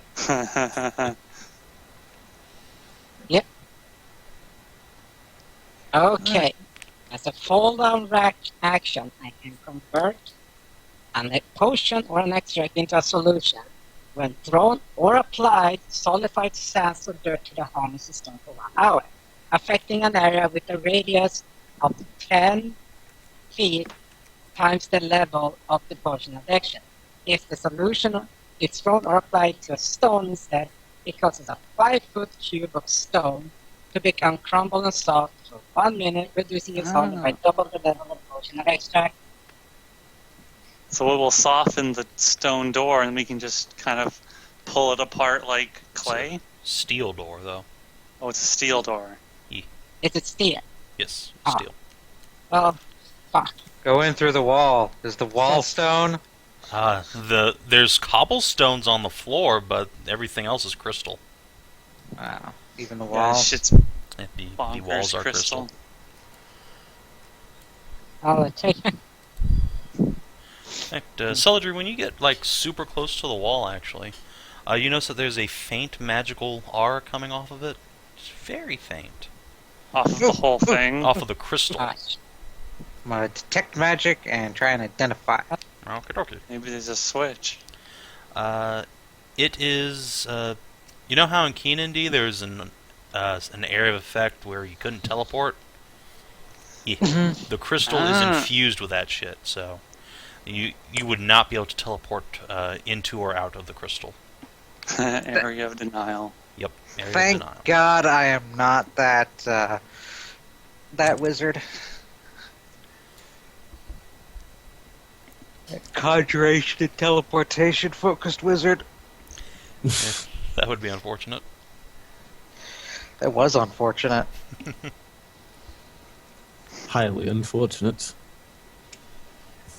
Yes. How long would it take to fly back to Pergolith? Rest of the day, pretty much. What do you guys think?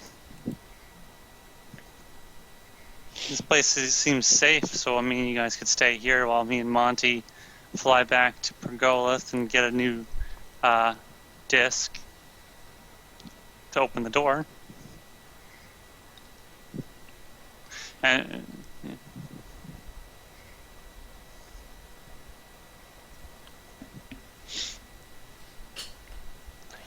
While you do that in the meantime, Okay.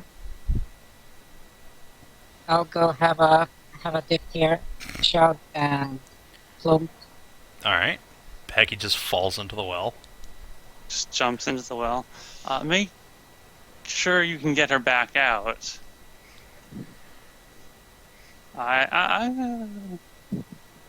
So Comes does that up mean you there, want? has actual. So does that I mean got you want me gills to go sticking out of my flying? neck there. Well, yeah. Okay, I'm gonna put a grappling hook, a steel spike, an iron spike, and a hammer with some rope by the Alright. Gonna hand that to Rensa and say, Backy jumped in the well. If she needs help, you can get her out of there with this. I'm gonna go back to I could go Pergolith down with the Monty. floor. I wish There you go. Keep an eye on things while we're gone. We'll be back soon. Probably tomorrow. Mid-afternoon, I think. All right.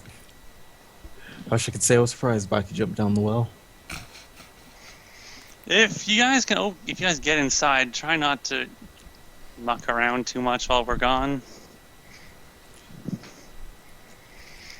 I won't. Can't say anything for Backy. Callie, would you like to? Do you want to come or do you want to stay here? I should probably stay here, just in case. Okay. You can, look around the temple too while you're at it. or talk to the harpies and stuff. She nods. I'll try to be back as soon as I can. Right. Fly safe, and she hops up and gives you a kiss on the cheek. I will return it and give her a big hug. Oh. Alright, so yeah, you and Monty get on Murder Bird, fly away.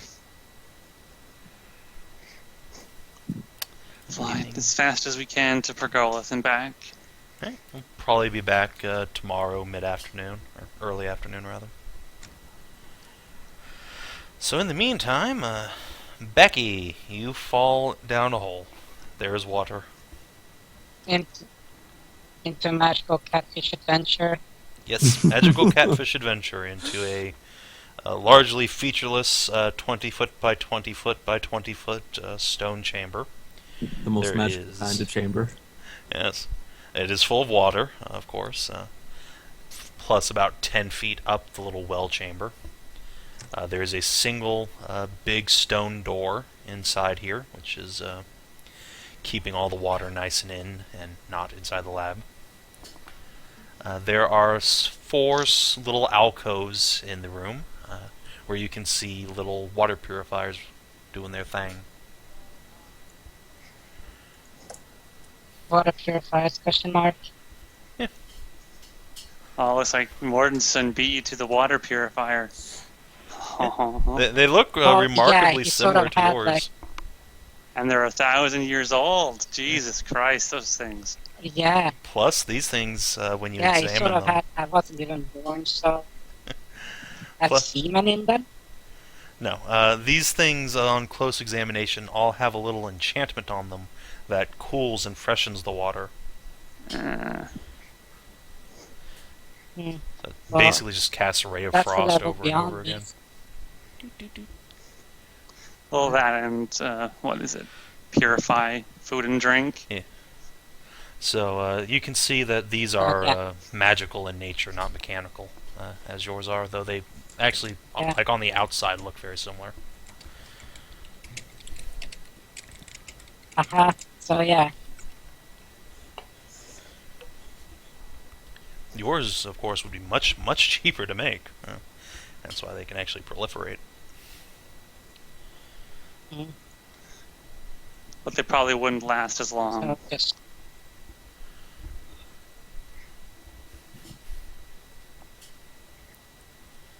No, but there's a difference between everyone being able to drink clean water versus One person. only the royal. Yeah, only this rich asshole.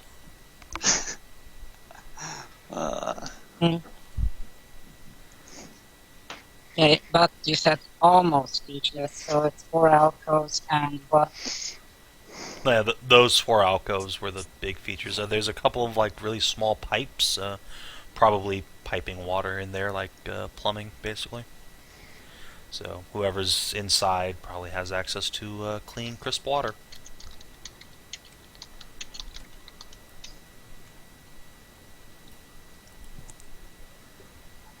Nice. But still, if the room is made of stone, is it just cut out and how's it sealed then?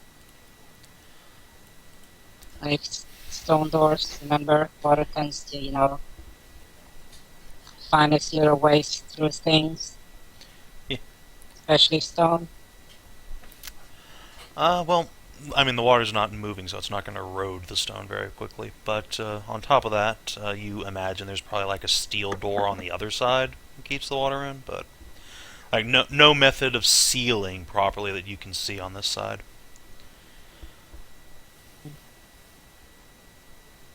What type of stone?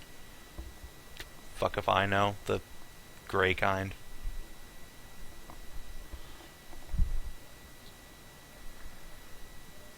Come on, Savin, bring out your geology here. No, it's fucking rock. It's gray, featureless rock. Just forever. So my shit could actually work on this, but not the steel. Totes. Assuming it's steel on the other side, I mean, you can't see it, but Could just be a big fucking wall of force. Alternatively, it could just be leaky as shit. But yeah, your stuff would totally eat through it. 1,000 years, so. But then it would probably fuck up the water source for them. Yeah, if you ate through the stone, that would drain the harpies' water. So, And flood the lab. well, Right. flood whatever room this is attached Yes. to. 60 succubus fire elementals and shit. aka Ogla.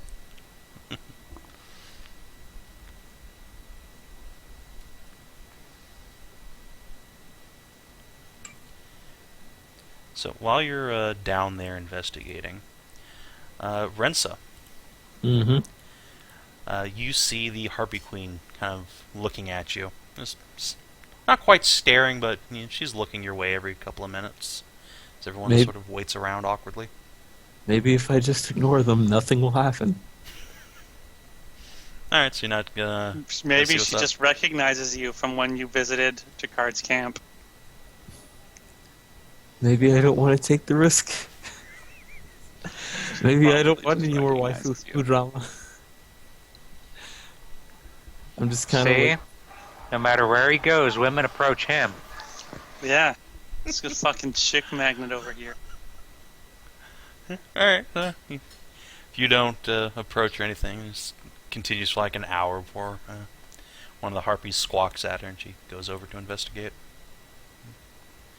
Talks with them for a while.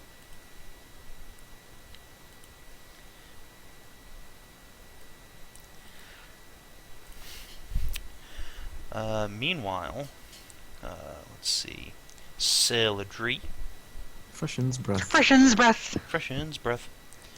Kinathis will look over her shoulder after a while and ask, do you mind if I go look at the altar over there? And she gestures at the giant stone altar covered with nest.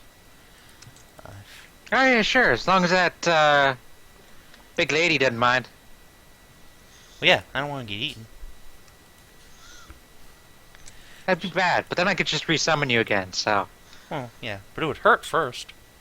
wow. Sure. Yeah, she sets you down and goes over to investigate. I'll flutter over here. Yeah. Hi. You hear a quick exchange, and the Melusine goes and plops down on top of the nest and just kind of glowers at Kinathis, who returns to you defeated. She said, "Go away." Hey, lady. Hey, lady. What? Can my friend take a look at that altar thingy? No, my eggs are on top of it. Don't worry. She's like the goddess of fertility. She'll treat them right. She won't hurt them or anything. She squints. They're very fragile, and there's a great deal many of them. I'd rather her not. She's kind of like the god of motherhood. Isn't that right, Kinathis? Yeah, monstrous fertility, in fact, just for people like you.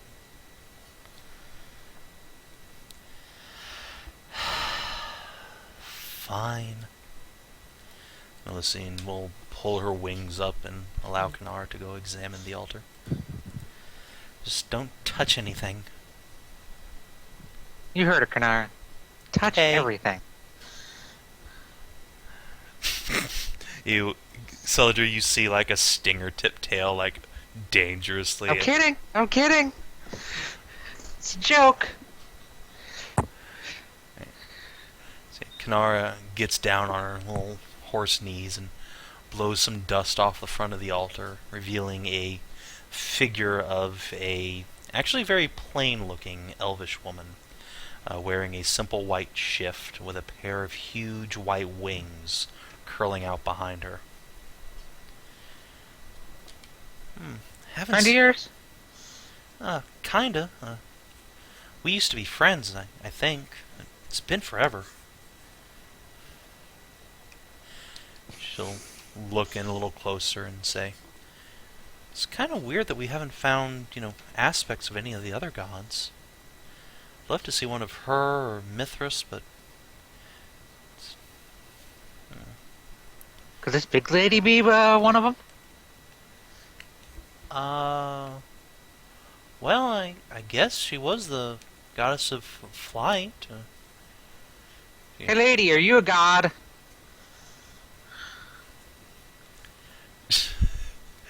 She blinks her big wide eyes at you like she came out of the blue and seems to think about it for a moment before saying, no, little fairy, I'm no god.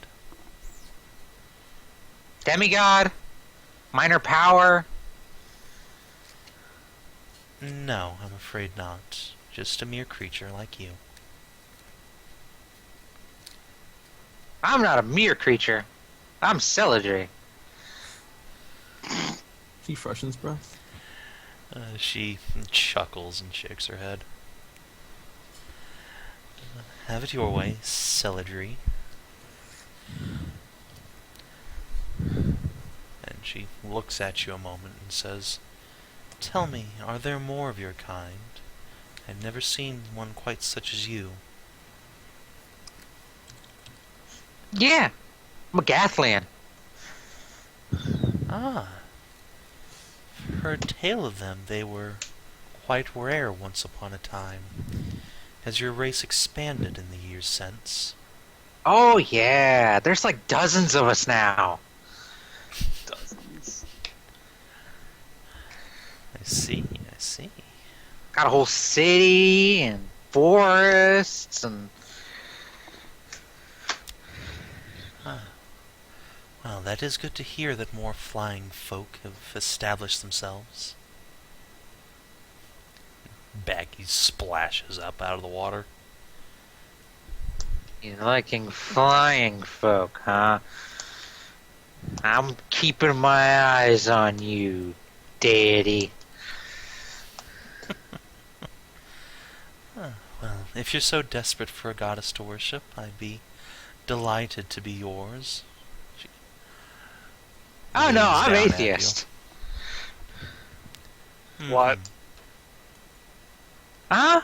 You know what, whatever. The literal goddess Kaelirra behind you just sort of scratches her head. Like, what? Demigod Kanara right next to you. I don't deny that, you guys have like a little divine spark, but could just solve everything if you were gods. Instead, you people die and you get forgotten, and that doesn't sound like a god to me. I'm sorry. If you can die just like a mortal, if you can just be lost like a mortal, have your soul taken just like a mortal, then you're just kind of a mortal with superpowers. Which is awesome, by the way. But still, just kind of normal. Kaelirra chuckles at that and says, I suppose there's a certain wisdom to that, yes. Besides, I'd rather be a mortal than a goddess any day. It's you and yours who have all the fun in the world, after all. God has so many responsibilities. Isn't that right, Kanara? What? Nay. I don't get it. Kanara just blinks at Rensa. See, I said nay because I'm part centaur, see, and then... But you're a dragon centaur. Well, yeah, but I mean... So you should go rawr. But that wouldn't make sense in context. You all have a horrible sense of humor, Kanara says and puffs. Have you know I have a great sense of humor? I bought it from this guy selling sense of humors on the street. There's only 5 gold. That's gold, not silver. The worst part is I don't know if Celadrie is serious. Celadrie got. Jeez. That was totally an in-character reaction, too. Yeah. Rensa yeah. does not know if Celadrie is serious. You spent $50 on a sense of humor. Uh-huh. Well, you're not there. I can't talk to you. Shut up. Shut up, all of you. Shut up. Shut up. She'll just smack her head. It only gets worse. The Melusine just like sits a little bit tighter on top of her eggs. That's something my dad used to do while working for the government. Is he'd get into the elevator, face the corner, and smack his head, going, "Shut up in there, all of you! Shut up! Shut up!" Everybody thought he was just a little crazy. These are the people who run your government. Alright, so looks like Backy's setting up camp. Anyone else have anything they'd like to do here in the little temple before we go to sleep for the night? Nah, I'm good. I'm gonna cast fresh breath on everybody. Alright. The harpies react with the jubilant glee you might expect when you start casting spells on them. Ooh, me next, I want to see. Oh, I smell so fresh. I also have this other spell. Well, I don't know if you guys want it. Ooh, what's it do? Makes your boobies smaller. They all look at each other and like, no thanks. I also have this other one that makes your boobies bigger and makes you gush milk.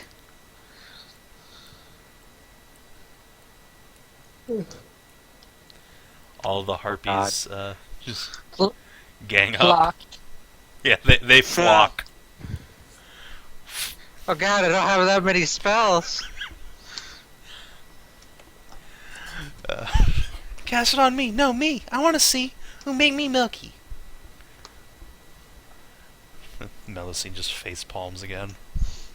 Oh, this is just what we needed. I'm sorry. I bet she does that a lot.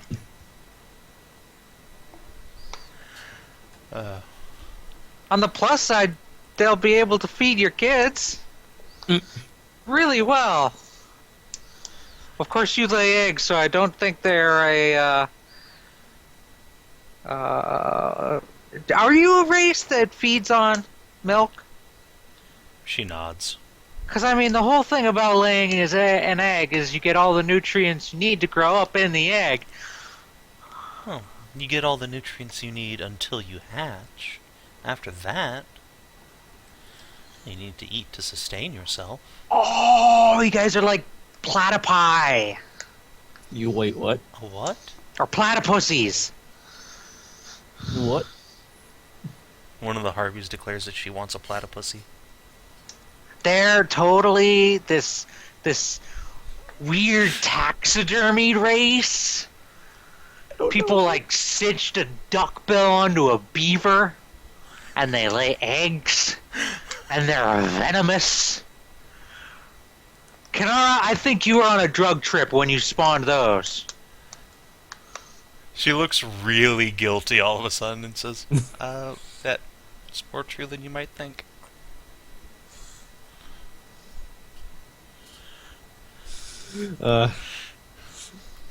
Anyway, yeah, you guys must be platypi.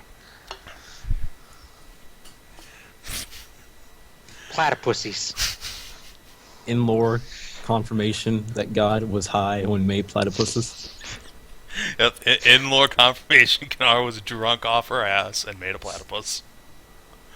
Regretted it No, forever. I actually imagine if you want a whole, like, divine thing on that, you go like, no, Kinathis was actually a wee little babe there, and like, hey dad, hey mom, look what I made. That's great there. What are they with the rest of you? And then it just goes to the doctor in Australia.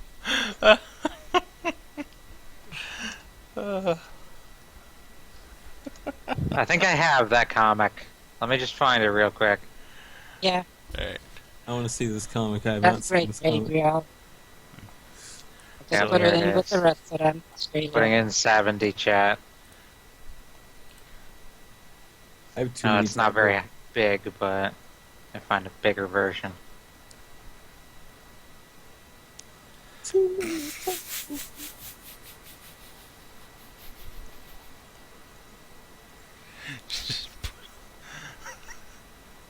Just why? That's a little bigger.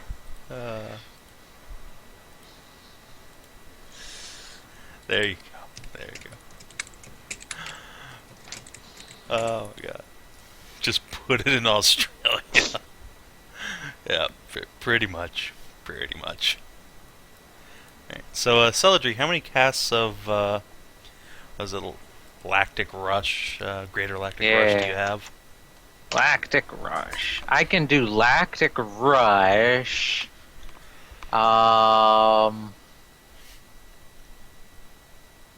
Just 6 put- times? 2, 3, 4. And so one harpy gets left out.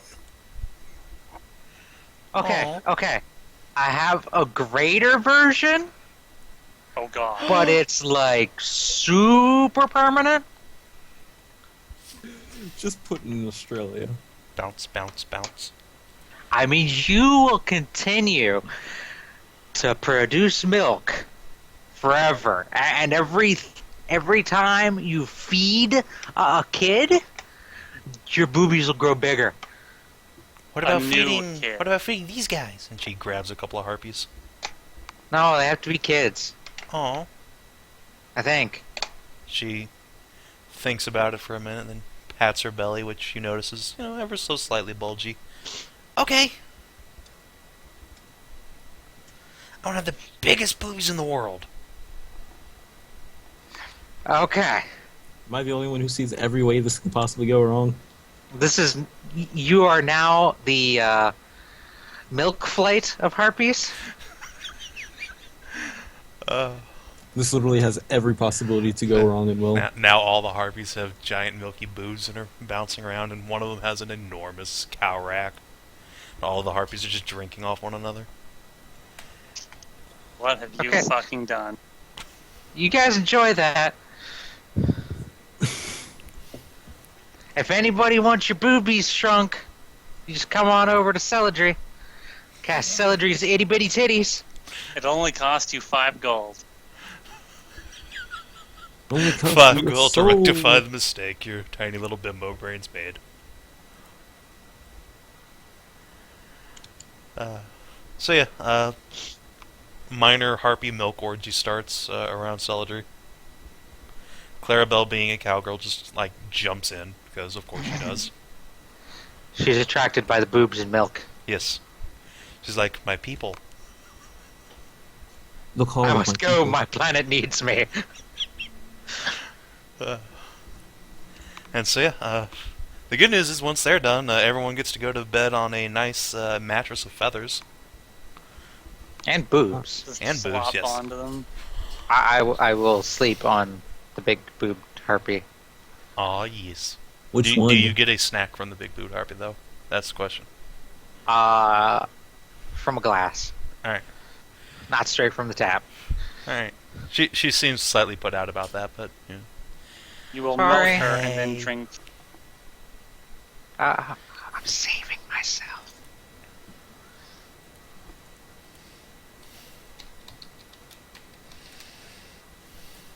For what? Your sister? It better be your sister. Stop being Kinathis. Damn it, I'll I'm never not stop. even the one suggesting it. Yeah. there you go. Don't get me wrong, it'll probably happen, but... So that I am satisfied. Yes. Alright, so yeah, you totally go to sleep on Ultra Milk Harpy. And yeah, so Skezza, you get back to Pergolith late that evening. Just in time for Monty to run down to the nearest dwarven merchant and buy a blank card. He says he'll spend the rest of the night whittling it down to just the right size for the door. He took some measurements before you left. Okay. Then you should be right as rain. All right. So, nothing happens that night of note, so you zip back the next day. When you near the Spire, the wind armors come out to greet you again, and by greet I mean tell you to go away. Until you tell them you want to go to the temple, so I'll let you pass. Okay. And you return with a key card. I'm back, guys. So you walk into the temple, and there's a giant, fuck pile of harpies, and Celadrie's just sitting on top. Also, Oh man, what did I miss? Clarabelle's Like a goddamn halfway throne. inside. Yes, the harpy throne. Rensa, what the heck happened while I was gone? I just looked at the well. Don't ask me. Just tried to ignore it. Milk for the milk god, boobs for the boob throne. I'll pat Rensa on the shoulder. Renza's just gonna lower his head and shake it. One of the harpies moves. So, Oh God! how are things going over here? Well, Hi! hi, Celadrie. I told them about these spells I could cast, and then they all wanted to cast it on them. Oh Then god. I ran out of spells, so I had to cast a better version on this booby monster. Oh god. That's No. the one. That's the one I got. Ooh! I should make that a spell! Make what a spell? Celadrie's booby monster! Booby monster? Oh God! What is... I don't even know what that... Think- It Okay. turns you Nothing into a positive and booby harmless monster! I don't know the can't- Just specifics, imagine but... some ultra pit. Can't even fathom what that would do. Well, maybe it'd turn you into a boobapede. Oh god. Like, What is- you'd be like a centipede, except all boobs. So it's like a polymorph spell. I don't know. You guys didn't get up to anything ridiculous while I was gone, did you? Celadrie will look around at the harpies and say, Never Nope. mind. So, everything's A-okay here, Chief. okay. Was everything actually okay there, Kaelirra? You actually missed out on some interesting philosophical discussion. Oh, really? Seriously. And Oh, then wow. a giant milk orgy, but before Oh. that, Oh, well, that's good. I guess. so shall we go inside? Celadrie may on Sure. occasion act Yes, like a bimbo, alchemical but she's discovery. a smart bimbo. Monty worked well into the night on the blank disc. He's So- got these big bags under his eyes. He's a bit tired. Good, even if he's tired, he's better not fuck it up. Monty will have to take a nap pretty soon. Right. Hopefully we can let him rest. Monty punches the key card in. Give me a finesse roll with advantage. Let's see if Monty made good key card. Yay! He did it! Monty slides the card in, ruffles around with it for a minute, yanks it out, and the door slides open. Nice. After you, milady.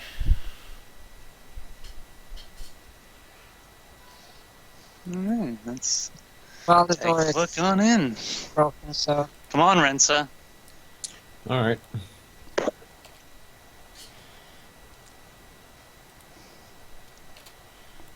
Alright, so you guys... oh hey, managed to Right. get through. Where did, Yeah, so you guys go in through the door, and inside you see a great big, ornately Inside? adorned hallway. Shard. A maybe 40-foot by 20-foot rectangle of a chamber with huge stone pillars. Great tapestries once hung from the wall, though they've long rotted away to little more than dust and wisps of cloth.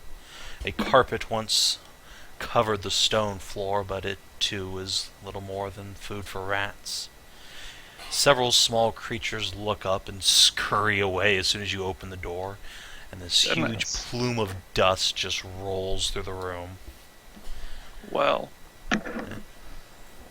This appears to be some sort of entrance hall, ornately decorated but serving no practical purpose. Are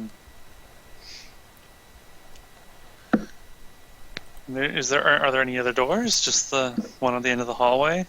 Yeah, there is one door to the north at the end of the chamber. So, like, what kind of decorations are we talking about here? Any like are there any tapestries left on the walls, or are they just dead? They've all just decomposed over 1,000 years. They're all gone. Yeah, there's space for paintings and all sorts of things, but everything is just gone here. They've been eaten by times. Creatures have torn them apart. You can tell that this was once a very, very richly decorated room. There's gold inlaid into the top of the pillars and great big stripes of silver, but nothing that could be rotted away by time yet survives. Just the door here and another steel one to the north. I see. Wait, what kind of conditions are there? Is there access to a lot of wind here, or? No, it is a sealed room. Okay, so does it mean that the temperature and humidity stays the same? I don't know. Maybe there's some sort of air conditioning system you can't see. So the wind the temperature doesn't change, the humidity doesn't change, because otherwise the dust would have been stuck together, made a cake of it. Ooh, it whirled cake? Did around, somebody it say didn't cake? dry, so anything. No.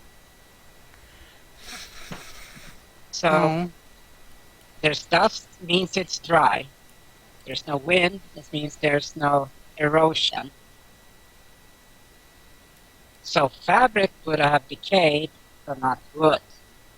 Same with parchment or canvas. Okay. Depends on if there's bugs in there or not. There's bugs all over the place. Yeah, there's bugs fucking everywhere. Rats, too. Lots of rats. How on earth did these things get in How here? the fuck did I get in here? They squeak at you. They're rats. They just I teleport squeak places. back and Didn't say, you how know the that? fuck did you get? Yeah, just squeak back at him. How the fuck did you get in here? Squeak!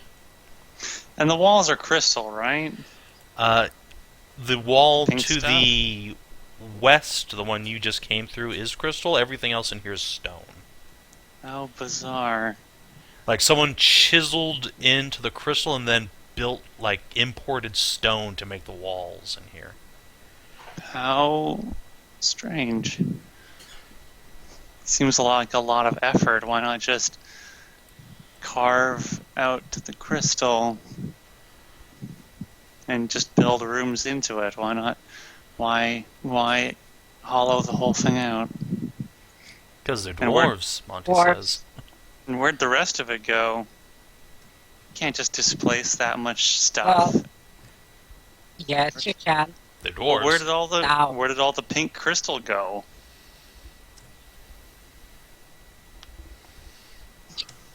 Okay, let me just stop you there. What other colored crystals have we seen before? In the Think about that. cave, in the forest one. Okay.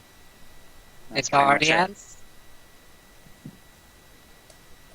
the Sentinels. I didn't see any crystal on those guys. They were made of living crystal. They Oh, were, they were. Yeah. Yeah. Oh, that was in the. You mean Yeah. in the dragon? Yeah, in the place. dragon tomb. Oh, Yeah. yeah, but that was like reddish. It was like red. This stuff is pink. There were also multiple colors. There was also purple and blue, I believe. Mm-hmm. So we got crystals, and out of nowhere, there should have just been this giant pillar of crystal jutting out to the ground for no apparent reason.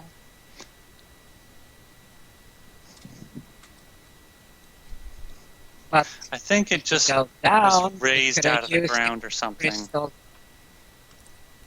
Yeah. So if we go down, like, we might find what he could have used the crystal for. Or it could have been one of the Yes. reagents needed. Who knows? We have to look. Investigate Yes. on the Scooby-Doo. Well, let's check out that other door then. The Scooby-Doo seasons were always the best back in the Middle Ages. Alright. You find a door to the north, which opens easily. It's not locked. But it does open into a huge circular chamber, almost 80 feet wide, that has no center, just a stairway leading around and around, down, down, down into the depths of the spire. Down, So down. it is hollowed out.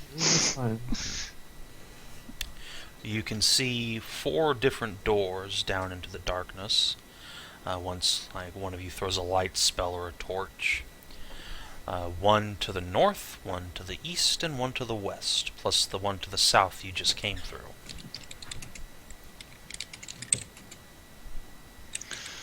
Well, Each, of course, is on a Yes, we're different gonna start floor. investigating very slowly. Yes, Monty, would you care to keep an eye out for traps? Right you are. Clever dwarfs always left something in their wake. He whips out his collapsible 10-foot pole and goes to work. Remember, it's not racist. We'll be it's right here possible. behind you. It's not racist if it's true. Anyway, yeah, go ahead and roll a finesse for him. See if, or at perception, actually, I guess, to find things. Would be perception. Yeah, chance. I know words good. Monty. It's one less. Oh, nice. Yeah, alright. He detects no traps as you go, although as you guys are walking along, a big chunk of the stone stairs collapses out from under you, tumbling down into the darkness below. Yep. Thump, thump. Watch where you step. Let's Right. let's not make unnecessary sound. So everyone starts getting a little bit closer to the wall as you go. Mm-hmm. Alright, the first door you come to is the westernmost door.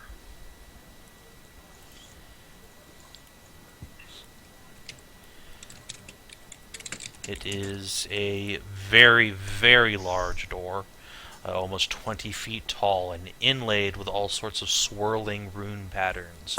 Not dwarvish runes, Backy quickly notes, but sylvan ones and elvish ones. Oh, Ooh, Yes. ooh. we're going ape here. Ooh, ooh, ooh, ooh.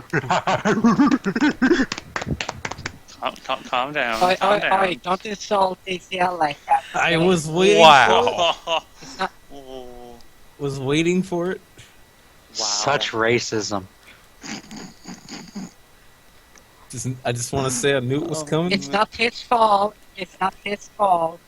He has weird black friends, okay? Oh my god. He also has weird white friends. I just have weird friends. Yeah, you hang out with us. Okay, Yeah. DCL, here's a quick question. How many Yeah. of your fucking friends do you call a fucking gorilla? Actually, I have one of them. Or, fuck, yeah. And how many do you know it's that you in your head have called multiple times, like spider monkey or like a monkey looking son of a bitch or like Flappy, like one? At least one. I can't even defend against it. It's the worst part. Alright, my. so Straight from the mouth of the horse. Here you go. westernmost door, gigantic, covered in elvish and sylvan runes. What do? Check the runes carefully. Alright. Well, what do they say? These runes say that this bulwark was built against the chaos from the north, against all things ending. This is the home and hearth of Haskarn Mordantson. Come welcome, or come not at all. Wait, does Okay, that mean bye. does that mean if we're not welcome, we should leave? That would be the implication, yes. Well, he's dead. Or maybe if you come, you're always welcome. I consider this an invitation. Huh. We have been invited. Don't think that's how that Well, works. then Skezza will have an invitation for an army. We can now pass through their threshold. Yeah, are you Is that how sure? that works? But Or we're invited, that's aren't all we? in the And I'm a Elven, fairy. Sylvan. I can't read it, so. Yeah, Oh yeah, but I'm asking Savin there. That's all there is. The entire room is just covered with giant Sylvan Elven saying that. The door is, yes. You're not in a room yet. You're still in the stairwell. Oh, okay. Thou must go through the door to be in a room.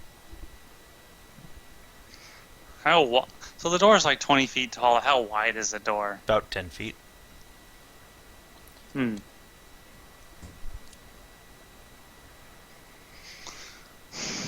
Thou must go through the door. Money? What? I'd see if I could pop the lock, but I can't see any way to open the thing at all. Look, there's no handle, no lock. Doesn't look like it was meant to be opened, or opens somewhere else. Hmm. Ooh. What? I know this one. You do? Well, by all means. Monty waves you forward. I'll walk up to the door. Swear to God. Here it comes. Melon! Damn it! Your voice echoes down the huge hollow stairway. Melon, melon, melon, melon. And then nothing happens. Nothing happens. I'm going to put a And hand then up. you hear back, fuck you, nerd. Keep Nerd. it down, nerds! I will say in Elvish the words, we are friends, or we are welcome.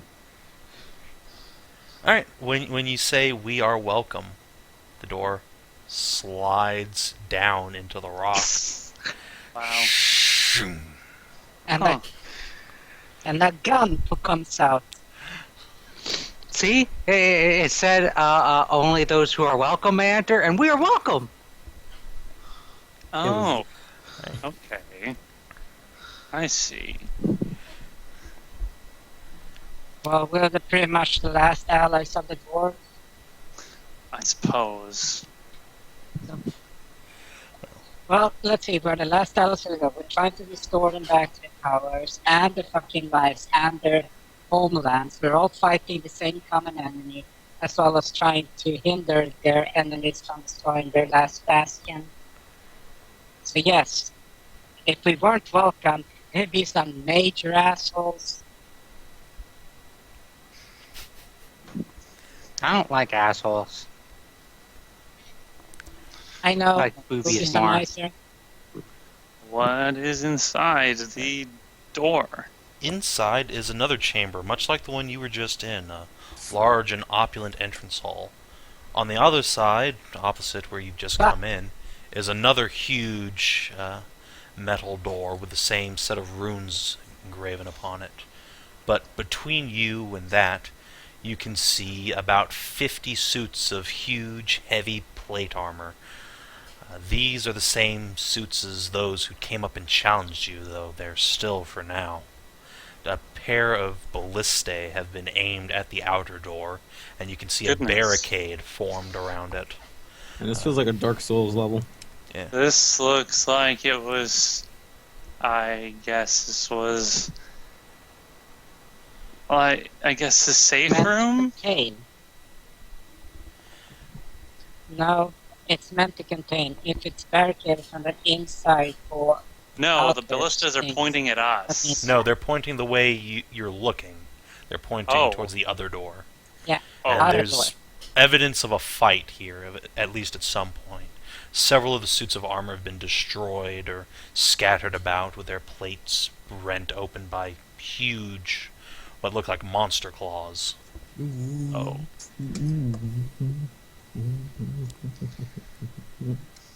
I wonder what the door says. I am going to cast Celadrie's Deduction. Alright. By that, I am going to go over, hold my hands about how far apart the gouges look, and then try and think of what can do that. Brilliant deduction. Alright, roll a Dragon? nature check. Oh boy, that's intelligence? Yep, sure is. You have a lot of Oh, that, right? boy. You're actually Yeah. super. Oh boy! Do you need some, Oh boy. help there? Oh boy! Oh boy. A rock? You know, like, Horses. yeah. Horses have vicious claws that just rent these men apart. No. It was unicorns?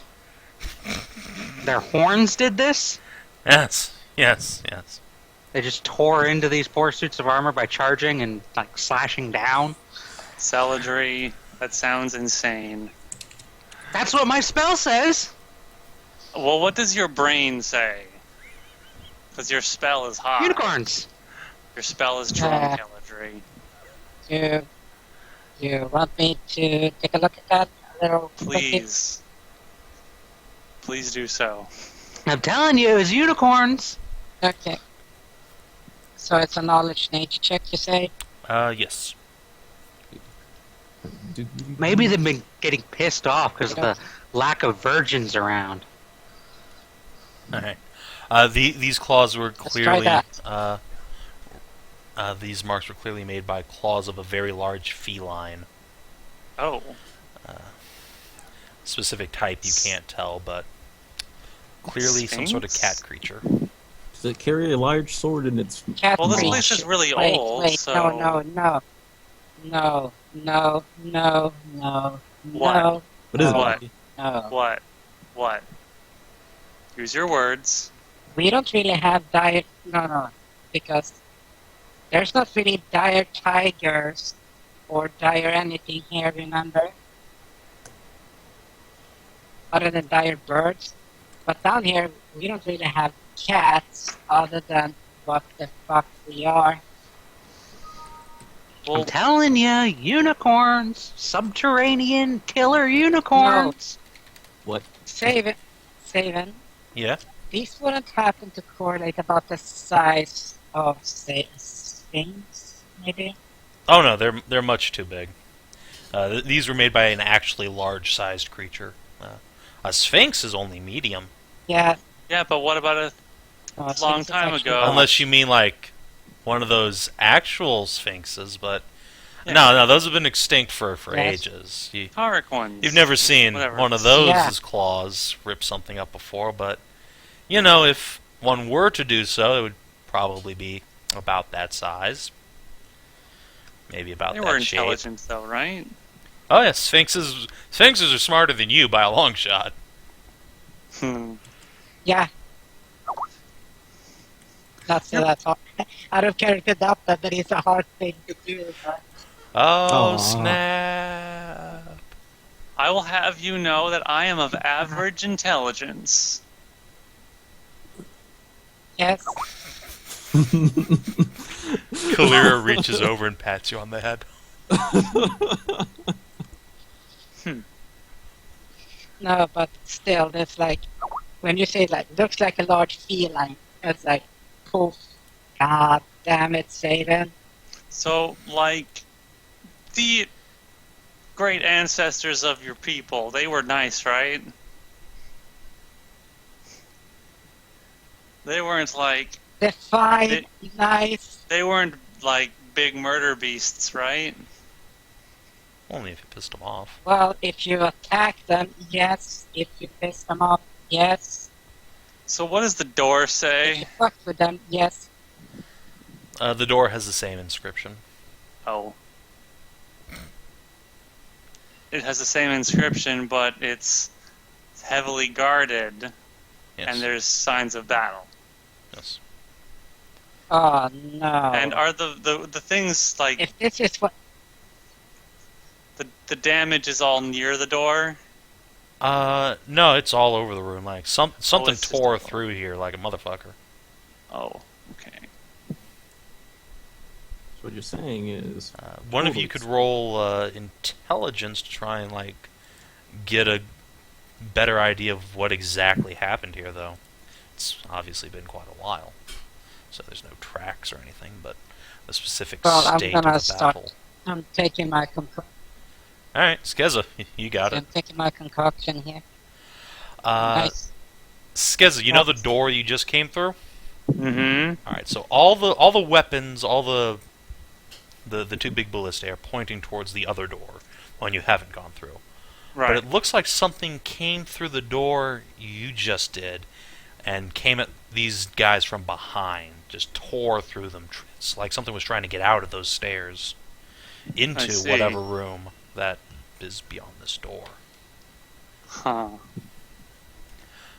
Like a lot of the suits have had their back plates ripped open, so they kind of got surprised.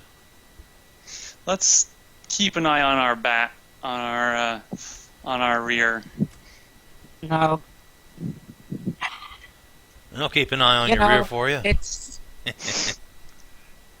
What?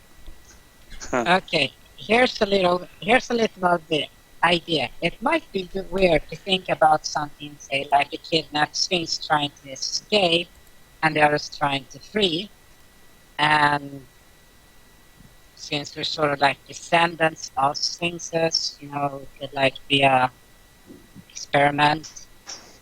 So here. how big of a... So no offense to your love of dwarves, but how much of an asshole do you think Haskarn this guy actually was? I Because it can't seems like... really might have- say. Hang on, the doorbell's ringing. Send them to hell. Kinathis confirmed for doorway to hell. I'm at the doorway to hell.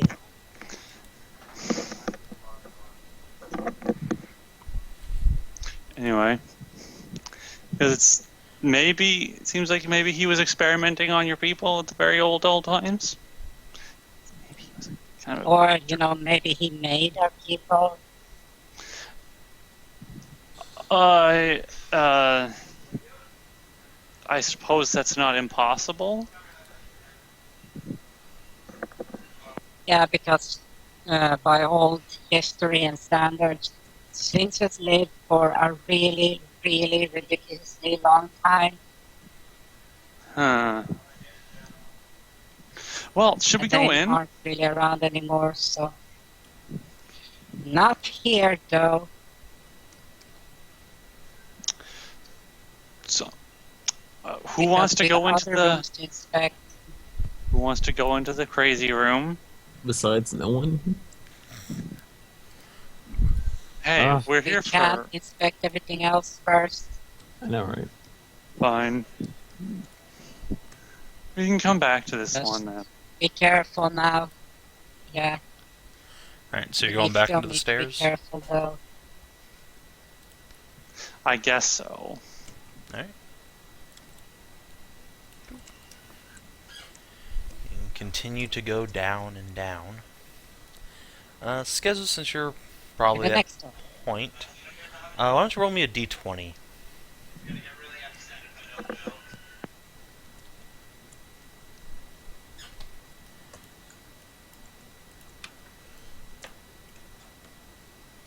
Alright, yeah. You get down, get down to the next door, which is a very solid steel door. It's been inlaid with gold. It is standing open, and inside you can see a lavishly decorated dining room. Big white tablecloth strewn over a huge oaken table. There are two tables, a much larger one that dominates much of the hall, and then a second one on a raised dais, clearly one for a lord or lady. Yeesh, this guy was unsubtle. Yes, and you can actually see some yes, paintings are still hanging on the wall here. One or two have survived the long haul, showing a actually quite handsome dwarf, beardless, with short hair, very dark, almost black, and very small green eyes. He's smiling at whoever painted him and wearing his nice fancy noble's doublet, and he's got some elvish jewelry on him. Seems to be carrying some sort of staff.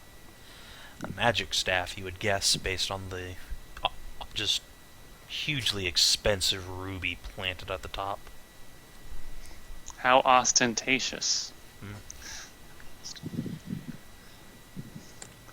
Well, let's take a look around inside. Is the table set? Or No. No. are there Is it cabinets? cloth? The table. Cloth? Yeah, table. a white, Yeah. a pristine So white think about- tablecloth. Yeah, It's think not about that. pristine. It's covered in Oh. dust and it's torn to shit, but it's still there, at least partially. Oh, You're not going to find much in this place that's in any kind of good condition. No, but any clues and everything is always welcome. And also probably like some memoria.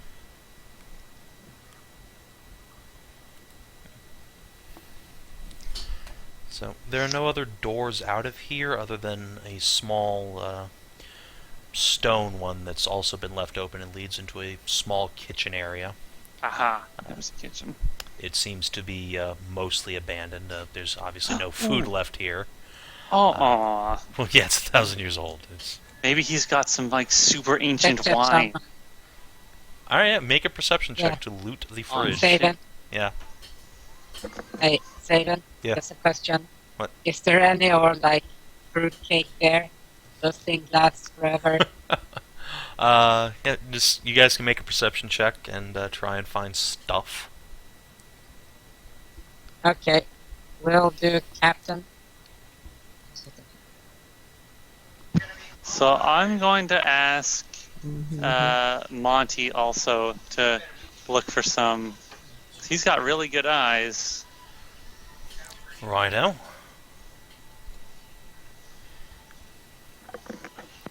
Alright.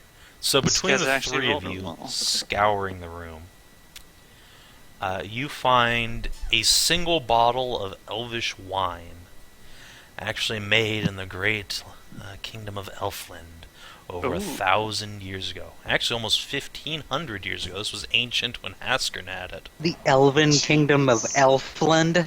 Yes. Oh, Hey, so man, funny. hey. They just called it Elfland. Oh, that's funny. I'm gonna make up my own nation. I'm gonna call it Celadrie Land. Celluland. Celadria. You also find a big jug of dwarven whiskey. Oh. Whoa, dude. Joint. All right, Backy nabs Okay. it. I'll take the bottle of wine. No, then. this is for the. Yeah, you take the elves. I'll hold this for Salt Smoker because, Oh Lord. well, Savin seen my bullet points, so Yeah, I know That what you're stuff's about. this is for probably- personal mission. If normal dwarven whiskey is like flammable, that stuff is probably explosive. I know that's the best shit.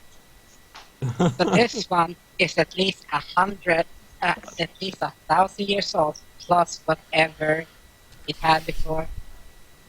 It's totally just vinegar now. No, the whiskey doesn't turn into vinegar. It turns Thought it was into wine. explosive, which is awesome. Yeah, the wine's probably No, vinegar. wine turns wine turns into vinegar if it's aired out. If it's perfectly sealed, which is elven bullshit, that thing How do we has know? aged like You're making dramatically. assumptions. What does the seal on this bottle Well, look yeah, like? it's Like a cork.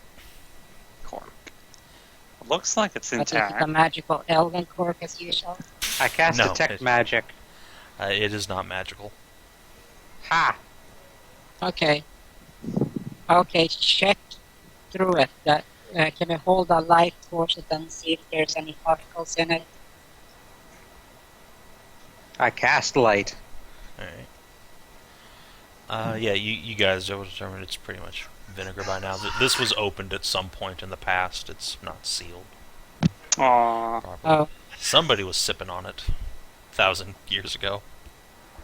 So it's ruined. well, it Sipping can on be gin and used for juice. cooking then. Yeah, I mean, it's cooking vinegar, Oh. I guess. There you I go. don't know. Yeah, keep it because it can be used for cooking and something that's about 1,500 years old. Could probably be used for something. Otherwise, it's amazing poison. Poison? Yeah, it can become. Oh. But like I said, I need to analyze it first. Okie dokie. Oh. This is a bit. Okay. Well. That might be. No, that's a bit meta to do that. Are there any dried spices in the cupboards? No, probably not. Okay. Anything edible in here has long since been eaten by the legion of rats that seems to just scurry into nowhere whenever the you enter a fuck's it- room. What the hell are they? How are they surviving down here? Squeak. Fucking rats.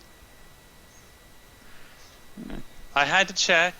There's I'd also check. a cockroach about the size of your fist just hanging out on the on one of the counters.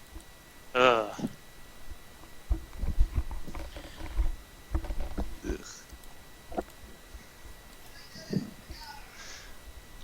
I also have to ask. I'm gonna go look in open the drawers. All right. You find cutlery. Hey, Backy. What metal is this? Inch over, inspection. Most of it is just steel, but Surprising. when you get over to the very furthest drawer, you see a set of silverware that's been wrapped up in what looks like silk, a bit moth-eaten now, but it was clearly intended to be very specially kept. Inside, when you unwrap it, Analyze the design. it's an elvish bit of silk, and the silverware inside, however, is made of mithril. That is a metal we've not encountered Oh. before. I just mentioned that this is to put it simple, this just hold up one knife. It's enough to feed an army for a couple of years. What? They What is can't it? eat metal. What's it made of? Ah. Yeah, I'll start to explaining what mithril is. Please do, because I have no idea what that is. I'm gonna take the cutlery and start yeah. chewing on it. Hey, stop No, that. no. Bad. See? You can't eat it. Are you going to Armies pull out a can't eat squirt this. bottle Yes. and start spraying Celadrie?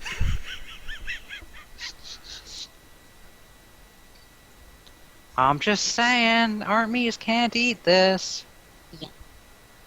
Okay, but gently and respectfully start packing this up. So you find one full set of silverware. There's a fork, a butter knife, a steak knife, a couple of different spoons. So this was Okay, so we Haskarn's got. personal set of If you say, silverware. yeah, Yeah. yeah. Well, this is not skill. This is me too. Well, Each of them has a great big dwarven H engraved in the very bottom. There used to be some writing in Elvish on the bit of silk it's covered in, but it's been torn up too badly to read. well, does it have it on everyone? Then he just. No. It's one uh, bit of silk that was on wrapping and on all and of them up. But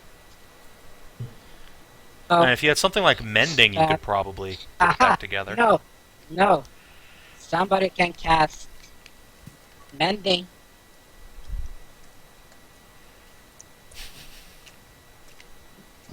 Well, does anybody have them? Well, don't look at me. So yeah, it's Do I really seven- have to do everything around here? Well, I don't have magic. Oh, I just well, swing my sword at- Fine. Thanks. Go cast mending. It's gonna take a while. So Don't Celadrie, worry. About you 10 spend minutes like to cast. Also, 10 minutes magically knitting the silk back together. Ah, so boring. It's just tedious, busy work. Just like if some piece is missing, you have to like divine how it used to look and reshape the cloth around it. It takes forever.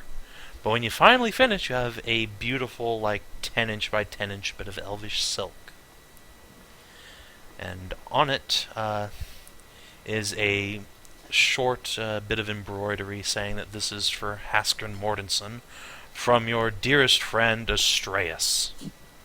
Oh. Astraeus. Yes. I knew it was worth it.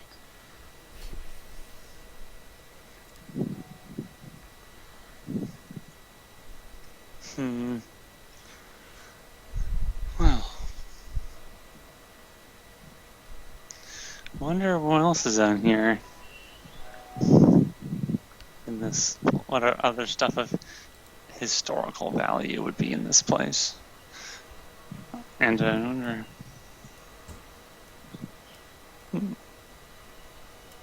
I'm gonna go up to the. I want to go into the other room and take a look around the dais, or where Haskarn would obviously have been sitting.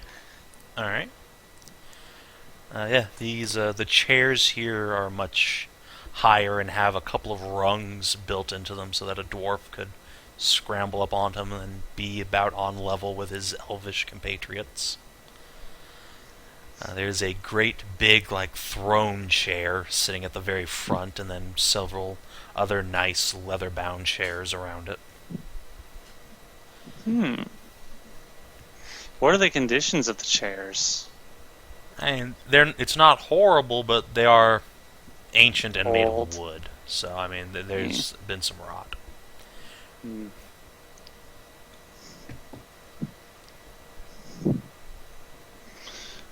How about Haskarn's chair? Yeah, it's like there's a big I'm gonna couple of like mouse wipe the holes dust through them. off of it and take a look around it.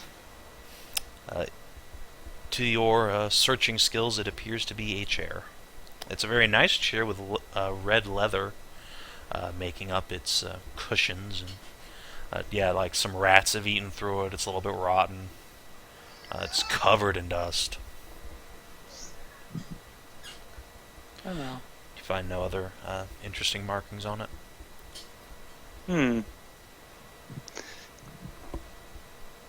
Oh, doesn't seem like there's anything more of anything interesting in the dining room, aside from the nice paintings, which are intact. Faded, but yeah, they are most certainly intact. How are those frames looking? Bad. The frames are in pretty bad shape. Okay, You know, as you're so- examining the paintings a little bit more closely, you see that One of them has another set of these big scratches across it. This one over what appeared to have been an elvish woman of some description. That's been torn to shreds. Wonder who that used to be. Some elf lady. Wait. Is that the painting itself? The frame is fucked. The painting itself, then. But the painting itself is that's- fine. Well, it's not fine, but it's intact. It's a bit faded. And Yeah, we can elf. repair that. So The one with Mordanson's intact. One of the elf woman's been torn to shreds. Some creature scratched its claws through it. well. Okay, but it's been torn. That means it's all the pieces still there. Oh yeah, you could mend it back together if Celadrie wants to spend 10 minutes doing that. Oh, The groan. fine. Hand it over. You'd have to go over Yeah, to it. Carefully hand.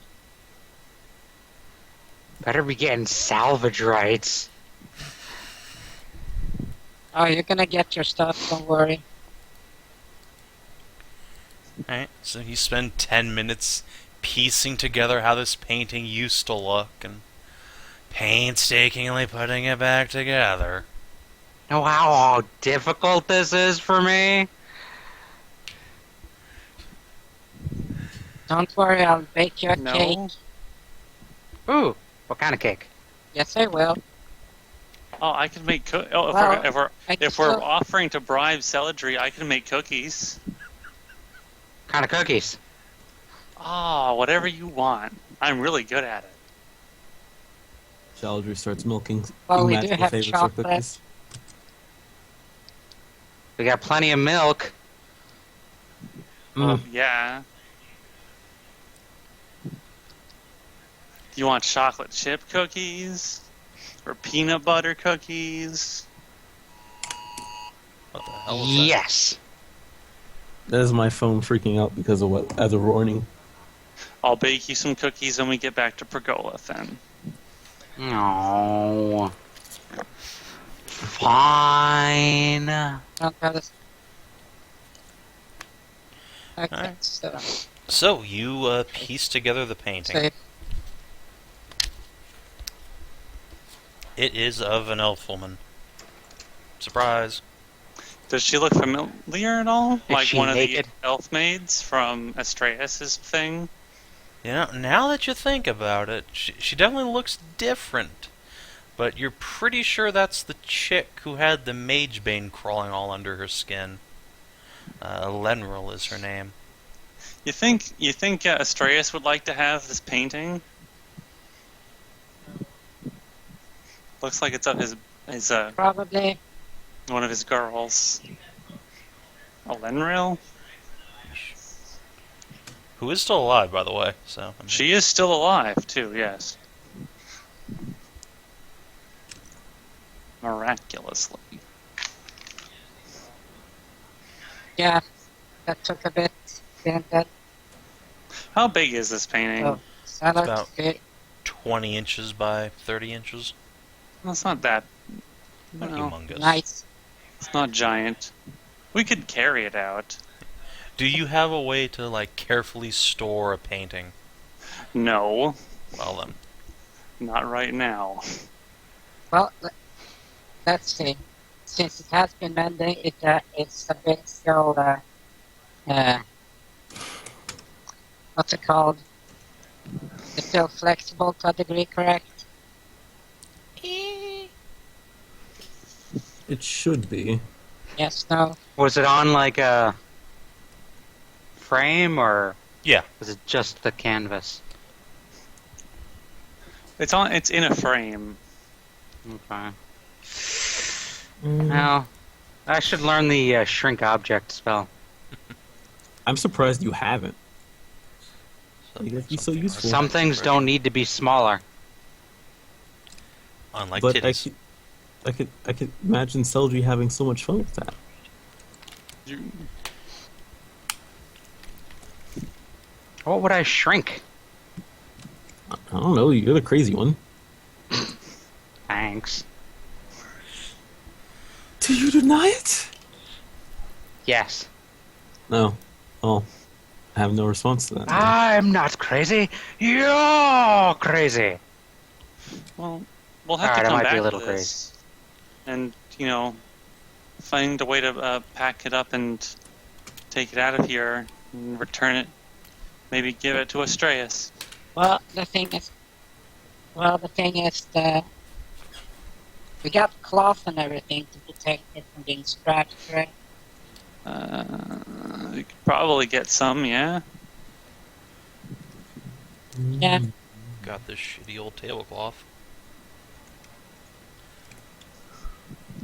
Well, if we wanted to mend the tablecloth... No. Backy ain't having any of that. No. Not Harpies. happening. Was the painting itself, was the table stop it. Was the frame also counted into the painting or just the canvas itself? Just the canvas itself. The frame Okay.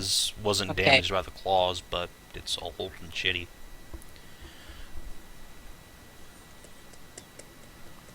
It's awful and shitty, but it still works, correct? It is still functional, yes. How cool. Then we don't need to pop it out of there. But we can still wrap it together so at least it has an extra barrier. Alright, so basically you're going to take some cloth, wrap it around the picture frame, and then cart it around with you. Is the gist I'm getting. Yeah. Alright, Pretty much. so... who gets the honor of carrying a painting around? Or two paintings? Are we really gonna bring it now? Yes. We could... Oh, okay. We could stash it to the side and then potentially they have it broken when we run out of here from being chased by something murderous. Ooh, yeah. That one. But we don't want it to be on the ground because rats might get to it. Squeak. No. Yeah.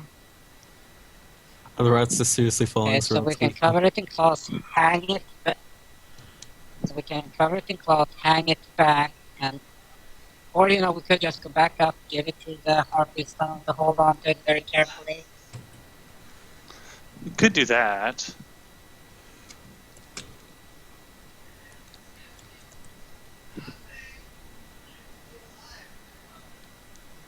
That works too, Mm-hmm. And then Very little So you wrap the painting up, go back up like 3 flights of stairs, and drop the painting off with the harpies. ask them to be very careful with it. You say that just as one of Just them was protect thinking it. about, like, roosting on it. Oh. No. No roosting. Safe keep. Alright, yeah, Wait. the queen will tell you that she'll keep it safe. That's good. Thank you very much. Find anything interesting down there? Everything is kind of decayed a bit. Oh, as to be expected. Isn't it some Hmm. 1,000 years old? Something like that. Yeah. We haven't found much that's really intact. But we only checked Well, one or so working rooms. away. It's pretty interesting though. Found signs of a struggle down there. Some huge thing with really big claws tore the place up. The queen just looks over her shoulders at the Melusine, sitting on her giant wyvern claws. She shrugs. No, it said Backy says it was a feline creature.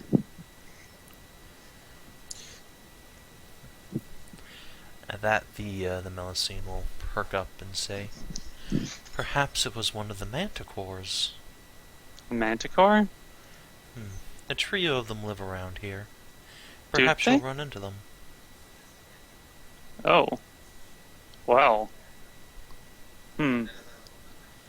If they are 1,000 years old, then sure. She shrugs again. Well, I mean, it's not impossible that moving this on. place hasn't been opened before. Yes, because the manticores are excellent dwarven mechanism disabler.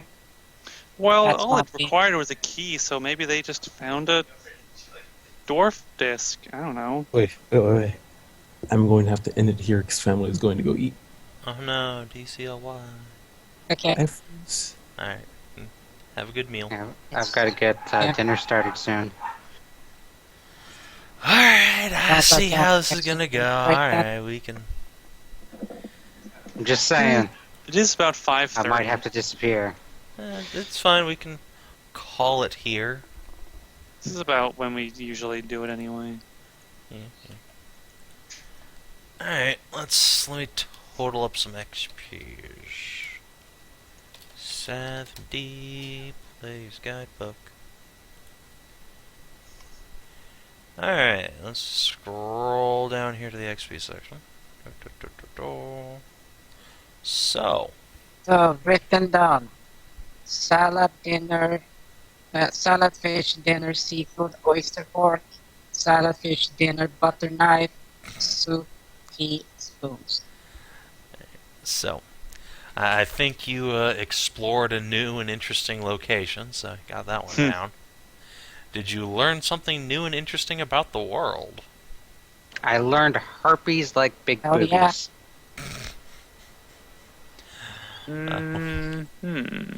What do you got, Hedrah? Well, this is currently unconfirmed, but potential genus creation Alright. of the cat race, of the kitted cat racer, as well as actually got historical evidence of Haskarn Mordantson's connection with Astreus. Well, you knew that to begin with. His other lab was in Astreus' little base. And Astreus said, oh yeah, I knew Haskarn. Mm. So yeah. But now we actually have formal, as well as there's also a nice little intrigue there, like why was one painting of her / but not the Mordantson? It would be interesting to find out. Ancient mysteries. Next time on Ancient Mysteries. Alright. Asian mysteries? Yes. Did you make a new Asians. ally? I think so. I think the Harpy Queen might be your friend now. Also, all them big boobied harpies. Yes. They are all Celadrie's allies now. I might have slept with the Harpy Queen before. By that, you mean the Harpy Queen was part of a gigantic Skezza gangbang? At one point, yes. When I was going all cowy. Alright, so you got those. Cowabunga, dude. Plus, on the adventure track list, you bypassed the Harpy Queen and her minions, and you found an entrance to the lab. So, Oh man, they were a potential combat. totally. Oh no, I don't want that. Well, thing luckily we it's bypassed that. bypassed. Yeah. So, for this session, everyone gets 4 EXPs. Nice. Nice. Bloop. Nice. Nice. Alright, Nice. chat. Thanks for playing, or watching, or didn't whatever it is play. that you did. Backseat played. See you guys. I would say see you guys for Artifacts and The D, next but video? somebody is, Hey. Hey. I have Yeah, Come I know. on. I know. a legitimate excuse. I know. Anyway, Hey. see everybody next week.